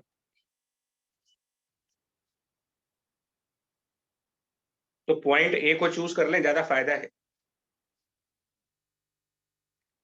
जब ये चॉइस आपको मिल रही है ना, तो चॉइस में अगर आप ऐसी चॉइस चूज करो ना जहां से मैक्सिमम नंबर ऑफ फोर्सेस पास होते हो। पॉइंट ए से सबसे ज्यादा फोर्सेस पास हो रही है, तो मैंने क्या किया, torque balancing about point A कर दिया, मतलब ए को रेफरेंस कह दिया अपना। तो मैग्नेटिक फील्ड की टॉर्क में तो कोई प्रॉब्लम है ही नहीं, उसका रेफरेंस कोई भी लो, क्या क्या फर्क पड़ रहा है उसका, किसी को भी रेफरेंस देखो। वो कितना आएगा टॉर्क मैग्नेटिक फील्ड का, इसका पॉइंट ऑफ रेफरेंस से मतलब नहीं होता। m क्रॉस b लिखना है आपको। मैग्नेटिक मोमेंट I इक्वेटर के अलोंग है, तो एरिया पाई आर स्क्वायर, और क्वाइल था n टर्न का, जिसमें n और मल्टीप्लाई होगा। ये हुआ मैग्नेटिक मोमेंट इनटू b। लेकिन ये m क्रॉस b है, तो m और b के बीच का एंगल भी चाहिए, m क्रॉस b है, और magnetic field is vertically upward. Loop का प्लेन इनक्लाइंड प्लेन के पैरेलल है और मैग्नेटिक मोमेंट लूप की प्लेन के परपेंडिकुलर होता है, तो मैग्नेटिक फील्ड आपको वर्टिकली ऊपर दिखाई जा रही है, plane of loop parallel to inclined plane और मैग्नेटिक मोमेंट लूप की प्लेन के परपेंडिकुलर होता है। इसका मतलब मैग्नेटिक मोमेंट नॉर्मल की तरफ होगा। तो एम और बी के बीच कितना एंगल बन रहा होगा ये देख लीजिए जरा। एम वेक्टर और बी वेक्टर के बीच का एंगल जो बनेगा, थीटा। जी थीटा, ठीक है थीटा आएगा। तो यहाँ पर साइन थीटा भी लिखोगे मैग्नेटिक फील्ड के टॉर्क में, क्योंकि ये क्रॉस प्रोडक्ट था, ये एम इंटू बी नहीं है, एम क्रॉस बी है, M into B into sine theta भी। अब की बार एम और बी परपेंडिकुलर वेक्टर्स नहीं है। उसके बाद टॉर्क, जब ए को रेफरेंस माना है तो कितने ऐसे फोर्स होंगे जो पॉइंट ए से पास हो रहे हैं, उन सबकी टॉर्क जीरो हो जाएगी। mg cos थीटा की जीरो टॉर्क आएगी, फ्रिक्शन की जीरो टॉर्क आएगी, नॉर्मल की जीरो टॉर्क आएगी। सिर्फ एक ही फोर्स है जिसकी टॉर्क आएगी, वो है mg sin थीटा। और ये क्या टॉर्क आएगा, ये टॉर्क जो आएगा mg sin थीटा का r क्रॉस f के हिसाब से। पॉइंट ए अगर रेफरेंस है तो पॉइंट ए से वेक्टर r ऐसे बनेगा, r vector will be the radius and this is force, ये दोनों आपस में परपेंडिकुलर है, तो ये टॉर्क बनेगा mg sin theta multiplied by radius. और जब दो ही टॉर्क हैं, इसके अलावा कोई टॉर्क है ही नहीं इस क्वेश्चन में, और इक्विलिब्रियम है, तो ये ऑब्वियस सी बात है कि ये दोनों बराबर होने चाहिए, ये दोनों टॉर्क एक दूसरे को बैलेंस कर दे।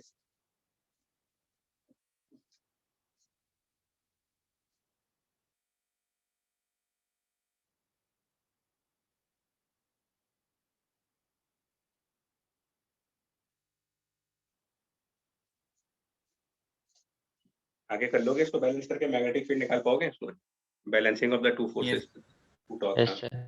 ठीक है, ये फोर्स बैलेंस किया है, ये टॉर्क बैलेंस किया है।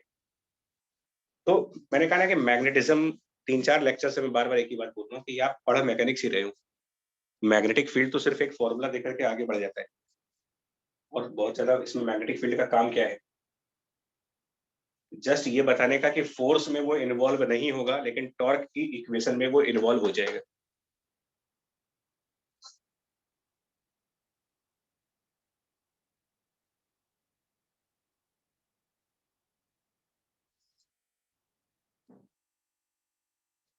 हटा दे भाई इसको, नोट कर लिया हो तो बताओ अपने बार ये।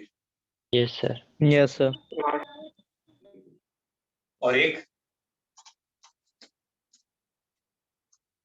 आखिरी कंसेप्ट जो मैकेनिक्स में बेसिकली फोर्स, टॉर्क, एक्सेलरेशन के अलावा मैकेनिक्स में हम एनर्जीज का भी काफी यूज करते हैं, मतलब प्रॉब्लम्स को एनर्जी के एंगल पर भी देखा जाता है। तो उस हिसाब से एक पोटेंशियल एनर्जी नाम की चीज पढ़ते हैं, potential energy of any loop in the magnetic field, uniform magnetic field, potential energy of loop in the uniform magnetic field. Actually loop की जितनी भी कैरेक्टरिस्टिक प्रॉपर्टीज हैं, एक करंट कैरिंग लूप की जितनी कैरेक्टरिस्टिक प्रॉपर्टीज हैं, वो इलेक्ट्रोस्टैटिक में डाइपोल के सिमिलर हैं। और अब टॉर्क का भी देखो तो टॉर्क डाइपोल पर भी तो ऐसा ही था, P क्रॉस E के हिसाब से। उसी के एनालॉग पर M क्रॉस B का यूज कर रहे हो। A closed loop of current and electric dipole similar behaviours हैं, हर तरीके से वो सिमिलर है।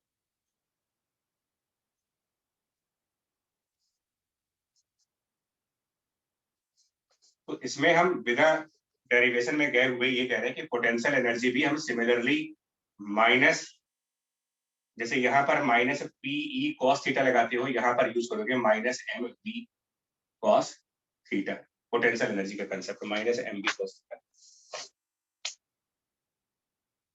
Minus M dot B।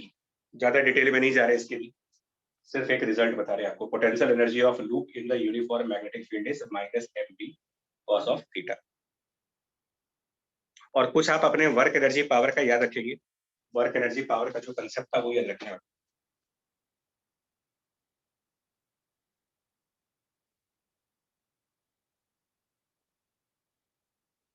और मैग्नेटिक मूवमेंट की जो डेफिनेशन है वो I into area into B into cos theta.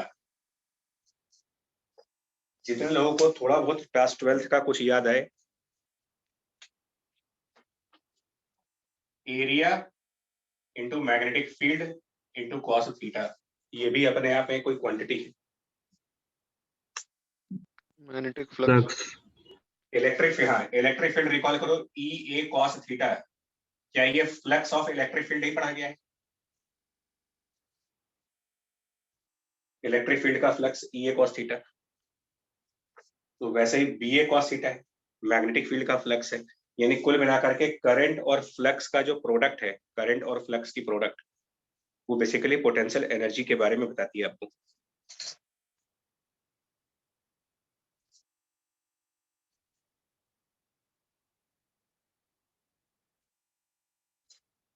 इसका एक एग्जांपल दिखा दे, मतलब इसका यूज कैसे करोगे।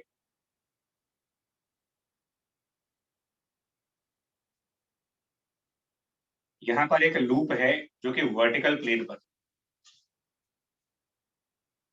एक लूप है बिल्कुल वर्टिकल, परफेक्ट वर्टिकल प्लेन है वो। साइड लेंस बी है और एल है, side lengths are B and L, और इसमें एक करंट फ्लो कर रहा कैपिटल आई का।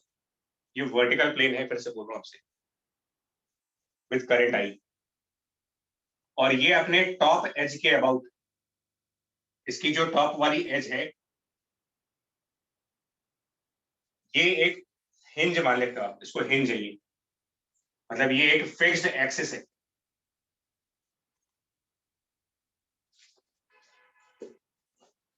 मतलब ये ऐसे है जैसे ये किताब ऐसे वर्टिकल, एक तो ऐसे हॉरिजॉन्टल रखी है, ये वर्टिकल है, और ऊपर से ये हिंज है, मतलब ऊपर से पकड़ रखा है मैंने इसको, तो ये रोटेट करेगा लेकिन ऊपर वाली एज फिक्स है, क्लैंप कर दी है। और एक मैग्नेटिक फील्ड, ये जो बी वाली डायमेंशन है, बी वाली डायमेंशन इसके पैरेलल ऊपर की तरफ है, स्मॉल बी के पैरेलल ही मैग्नेटिक फील्ड है, ये वर्टिकल प्लेन है। कितनी करंट चाहिए होगी आपको? मिनिमम करंट, क्वेश्चन पूछा what minimum current is required to rotate the loop by 90 degree angle.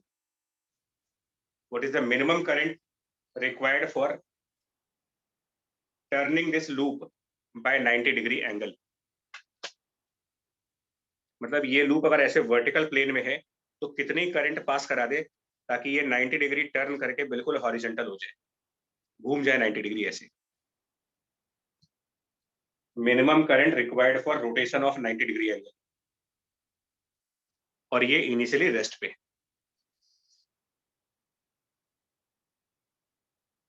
Initially rest पे।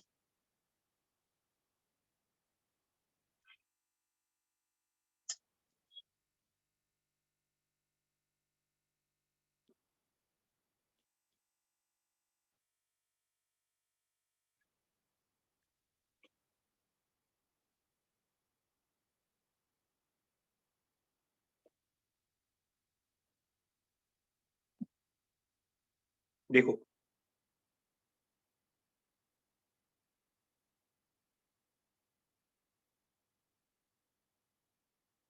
पोटेंशियल एनर्जी पढ़ने का मतलब ये कंजर्वेटिव फोर्स है कि नॉन कंजर्वेटिव फोर्स हुआ? पोटेंशियल एनर्जी अगर पढ़ाया जा रहा है, पोटेंशियल एनर्जी दिया जा रहा है, तो इसका मतलब कंजर्वेटिव फोर्स है, क्योंकि नॉन कंजर्वेटिव की पोटेंशियल एनर्जी होती ही नहीं है, डिफाइन ही नहीं है। और जब ये कंजर्वेटिव है तो कंजर्वेशन ऑफ एनर्जी लगना ही। यहां पर जब ये वर्टिकल प्लेन पर है तो इसकी पोटेंशियल एनर्जी क्या लिखी जाएगी? इस फॉर्मूले से, माइनस एम बी या minus A B cos theta के हिसाब से। इसका मैग्नेटिक मोमेंट किस तरफ होगा इसमें देखो आप, तो मैग्नेटिक मोमेंट लूप की प्लेन के परपेंडिकुलर है, लूप का प्लेन वर्टिकल है, मैग्नेटिक मोमेंट हॉरिजॉन्टल होगा। प्लस आई कैप। तो वो मैग्नेटिक फील्ड के तो 90 डिग्री पे हो गया ना, मैग्नेटिक फील्ड और मैग्नेटिक मूवमेंट तो 90 डिग्री के एंगल पर आ गए। कॉस 90 डिग्री रखते ही पोटेंशियल एनर्जी जीरो हो गई।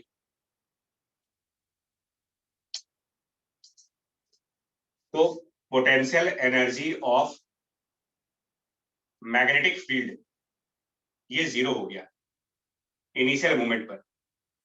इनिशियल मूवमेंट पर potential energy of magnetic field zero है, लेकिन पोटेंशियल एनर्जी ऑफ ग्रेविटी होगी।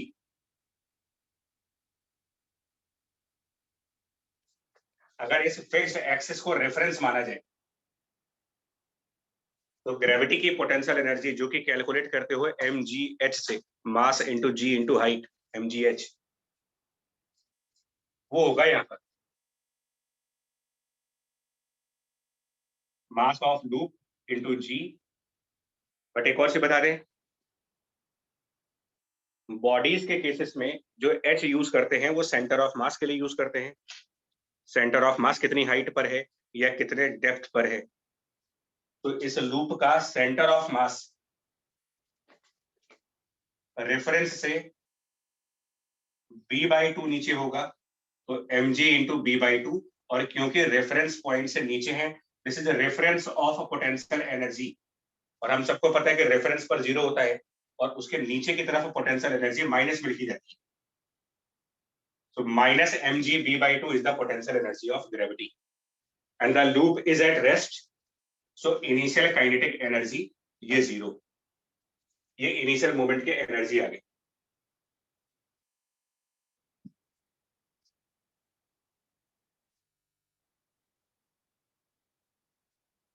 And just like force, magnetic field की पोटेंशियल एनर्जी का आपके रेफरेंस पॉइंट से कोई मतलब नहीं है। आप पोटेंशियल एनर्जी का रेफरेंस कहाँ मानते हो, उससे मैग्नेटिक फील्ड के पोटेंशियल एनर्जी का कोई लेना देना है नहीं, वो सिर्फ माइनस mb cos थीटा से आएगा। ग्रेविटी की पोटेंशियल एनर्जी का रेफरेंस से लेना देना है, क्योंकि रेफरेंस के नीचे की तरफ नेगेटिव एनर्जी लिखी जाती है, रेफरेंस के ऊपर की तरफ पॉजिटिव एनर्जी लिखी जाती है, इसका उससे कोई मतलब नहीं।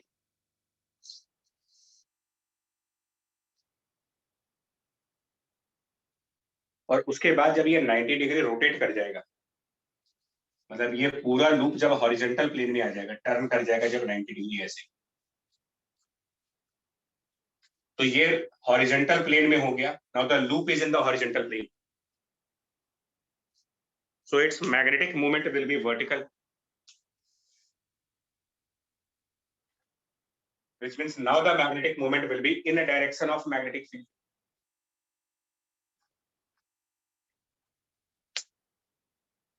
करंट का डायरेक्शन शायद उल्टा हो गया।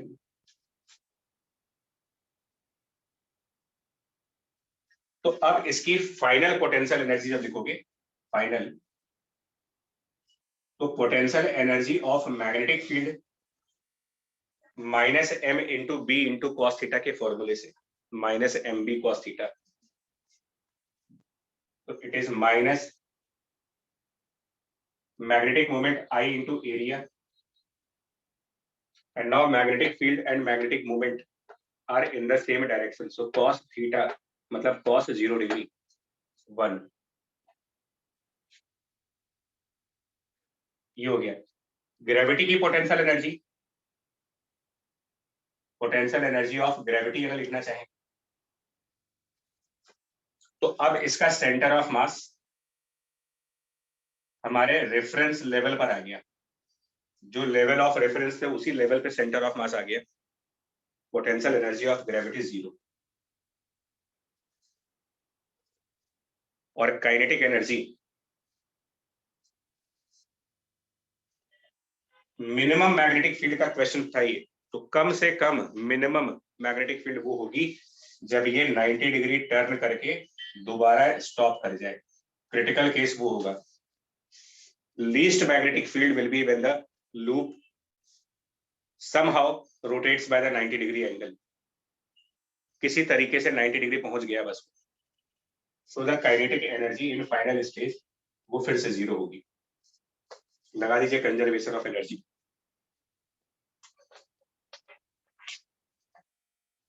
कंजर्वेशन ऑफ एनर्जी यूज कर ले यहाँ पर।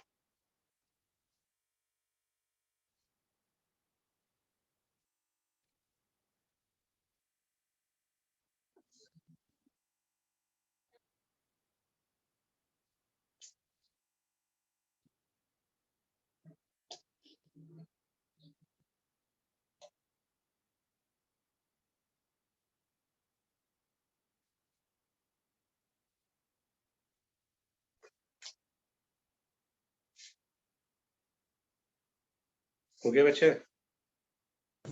Yes, sir. ठीक है। Yes, sir. आपको सिर्फ ध्यान रखना है फॉर्मूलोस का यार, कंसेप्चुअल में एक एक करके।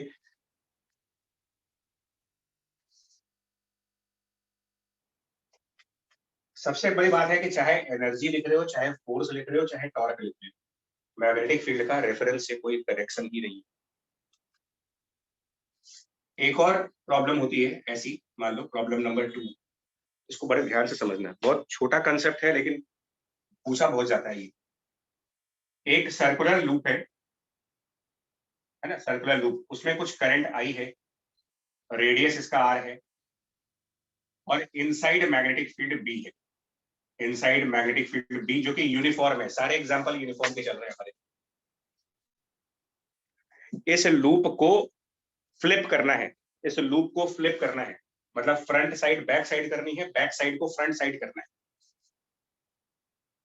इसको फ्लिप करना है बाय 180 डिग्री।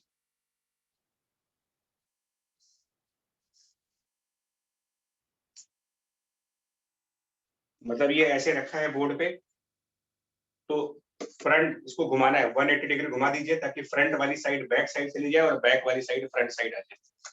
इसको 180 डिग्री फ्लिप करना है मुझे, ऐसे है, rotate by 180 degree, front on the back, back on the front. कितना वर्क करना पड़ेगा इस प्रोसेस में? Find work to be done, work to be done in flipping the coil or in flipping the loop by 180 degree.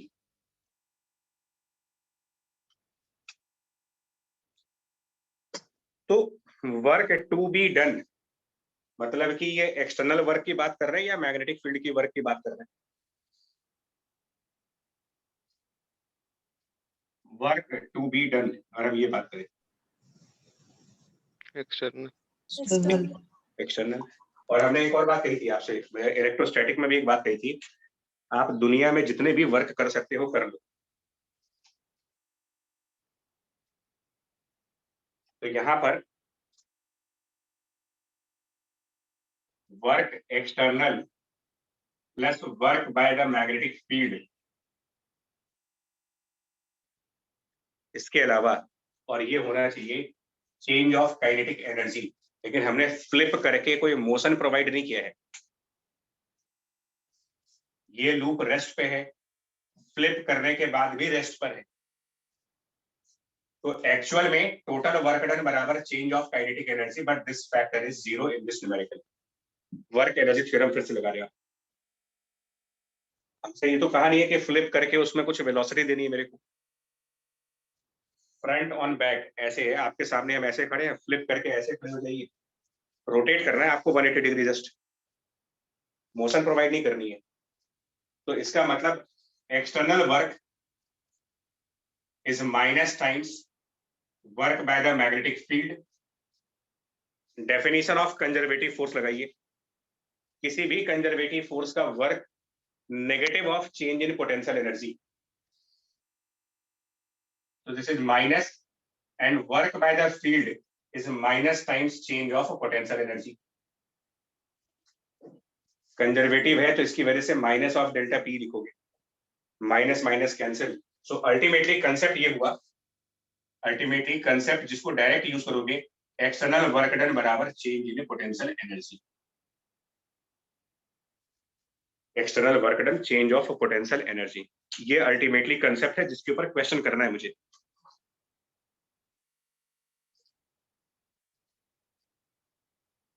अभी इसकी initial potential energy क्या लिखेंगे? Initial potential energy, formula of potential energy is minus M B cos theta, minus M B cos theta potential energy formula है। तो अभी starting में क्या लिखेंगे? Minus MB. Magnetic moment I into area pi are square into B. और इस समय magnetic moment कौन सी डायरेक्शन में है? इस पॉइंट पर क्लॉकवाइज करंट जा रहा है इसमें। इस टाइम इसका मैग्नेटिक मोमेंट देखोगे अगर आप, तो नेचुरल सी बात है बोर्ड के परपेंडिकुलर आएगा, या तो बोर्ड के परपेंडिकुलरली बाहर की तरफ आएगा या बोर्ड के परपेंडिकुलरली अंदर की तरफ जाएगा, जिधर से करंट एंटी क्लॉकवाइज दिख रहा हो, अंदर की तरफ। अंदर, और मैग्नेटिक फील्ड भी अंदर है। तो cos 0 डिग्री यानी कि 1, मतलब कि यही आंसर बना इनिशियल का। और फ्लिप करने के बाद जब यही लूप आप फ्लिप कर दोगे तो जो चीज क्लॉकवाइज फ्लो हो रही थी वो एंटी क्लॉकवाइज हो जाएगी। अब तो फ्लिप करने के बाद मैग्नेटिक मोमेंट बाहर की तरफ आ जाएगा, मतलब अभी आपका मैग्नेटिक मोमेंट भी अंदर है, लेकिन फ्लिप करने के बाद मैग्नेटिक मोमेंट बाहर हो गया, मैग्नेटिक फील्ड अभी भी अंदर की तरफ है। यानी अब इन दोनों में 180 डिग्री का एंगल बन गया। तो final energy minus I pi are square B, लेकिन ये cos 180 का टर्म आएगा यहाँ पर, cos 180, जिसकी वजह से ये प्लस साइन बन जाएगा। और final minus initial work done by the external agent, change of potential energy, that can be you final minus you initial.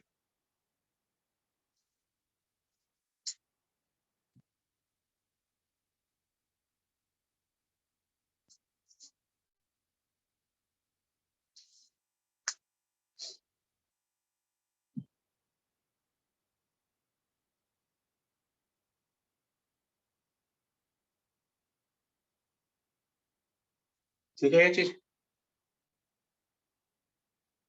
Yes, sir. Yes, sir. जल्दी से बोलो क्योंकि ना आज इसको क्लोज कर रहे हैं। एक लास्ट न्यूमेरिकल इसी कंसेप्ट के ऊपर और है, इसमें फ्लिपिंग के न्यूमेरिकल्स आते हैं, डिस्प्लेसमेंट के न्यूमेरिकल्स आते हैं। एक और दिखा दे रहे, बस लास्ट क्वेश्चन है इसका।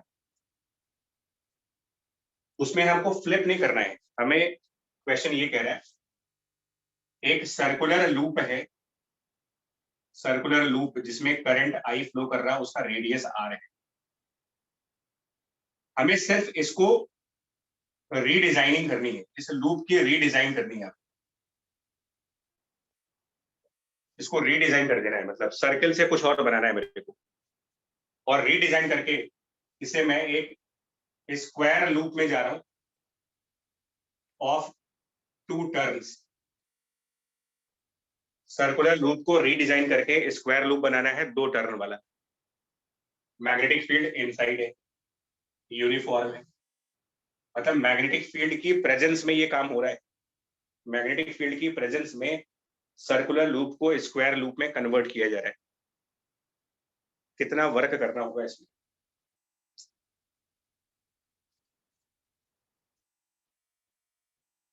Work to be done in redesigning process.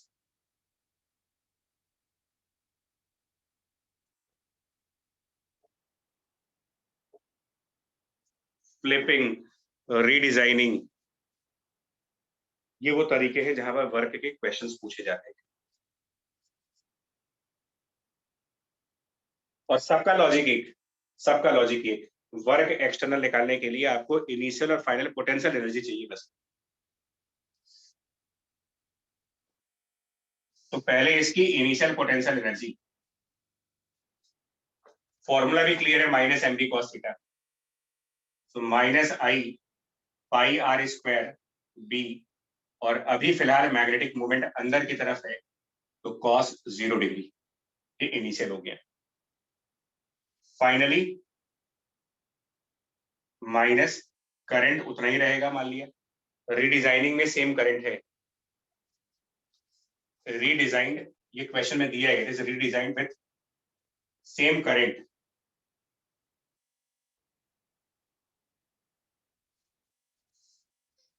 लेकिन रीडिजाइन करने के बाद एरिया कितना बन जाएगा अगर हम इसको स्क्वायर लूप पे कन्वर्ट कर देंगे? तो साइड लेंथ निकाल पाओगे आप स्क्वायर लूप की क्या बनेगी? क्या करेंगे आप? अगर सर्किल है, यही वायर, इसी वायर को स्क्वायर में बना रहे हो आप, perimeter pi r calculate by करके कितनी साइड लेंथ का स्क्वायर आएगा ये निकाल सकते हैं ना, पेरी सरकमफ्रेंस को कंपेयर करके। Yes, yes sir. तो सर्किल का सरकमफ्रेंस 2 पाई आर है, और अगर हम ये मान लें कि स्क्वायर की जो साइड लेंथ होगी, ये मान लें कि स्क्वायर लूप जो है उसकी साइड कुछ मान ले एल हो जाएगी, सपोज दैट एल साइड का है वो, तो पेरीमीटर ऑफ स्क्वायर 4L, लेकिन 2 टर्न बनाने हैं आपको 8L। इससे L की वैल्यू आ जाएगी पाई आर डिवाइडेड बाय 4। और हमें यहाँ पर एरिया चाहिए, एरिया मतलब L स्क्वायर, और क्योंकि 2 टर्न है तो एरिया भी 2 बार काउंट होगा, 2L स्क्वायर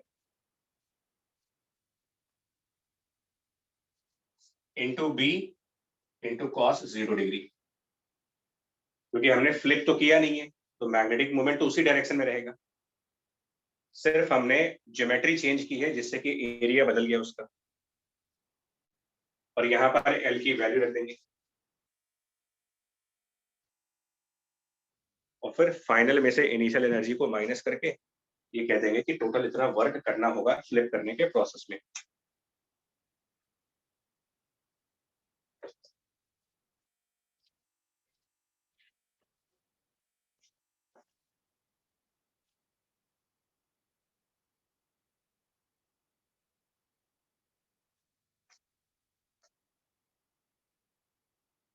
ठीक है रुपत सर, हो गया आपको कंसेप्ट क्लियर है वाला? Yes sir. ठीक है, तो इतना ही है इस मैग्नेटिक फील्ड के चैप्टर में। अभी इसके बाद जो है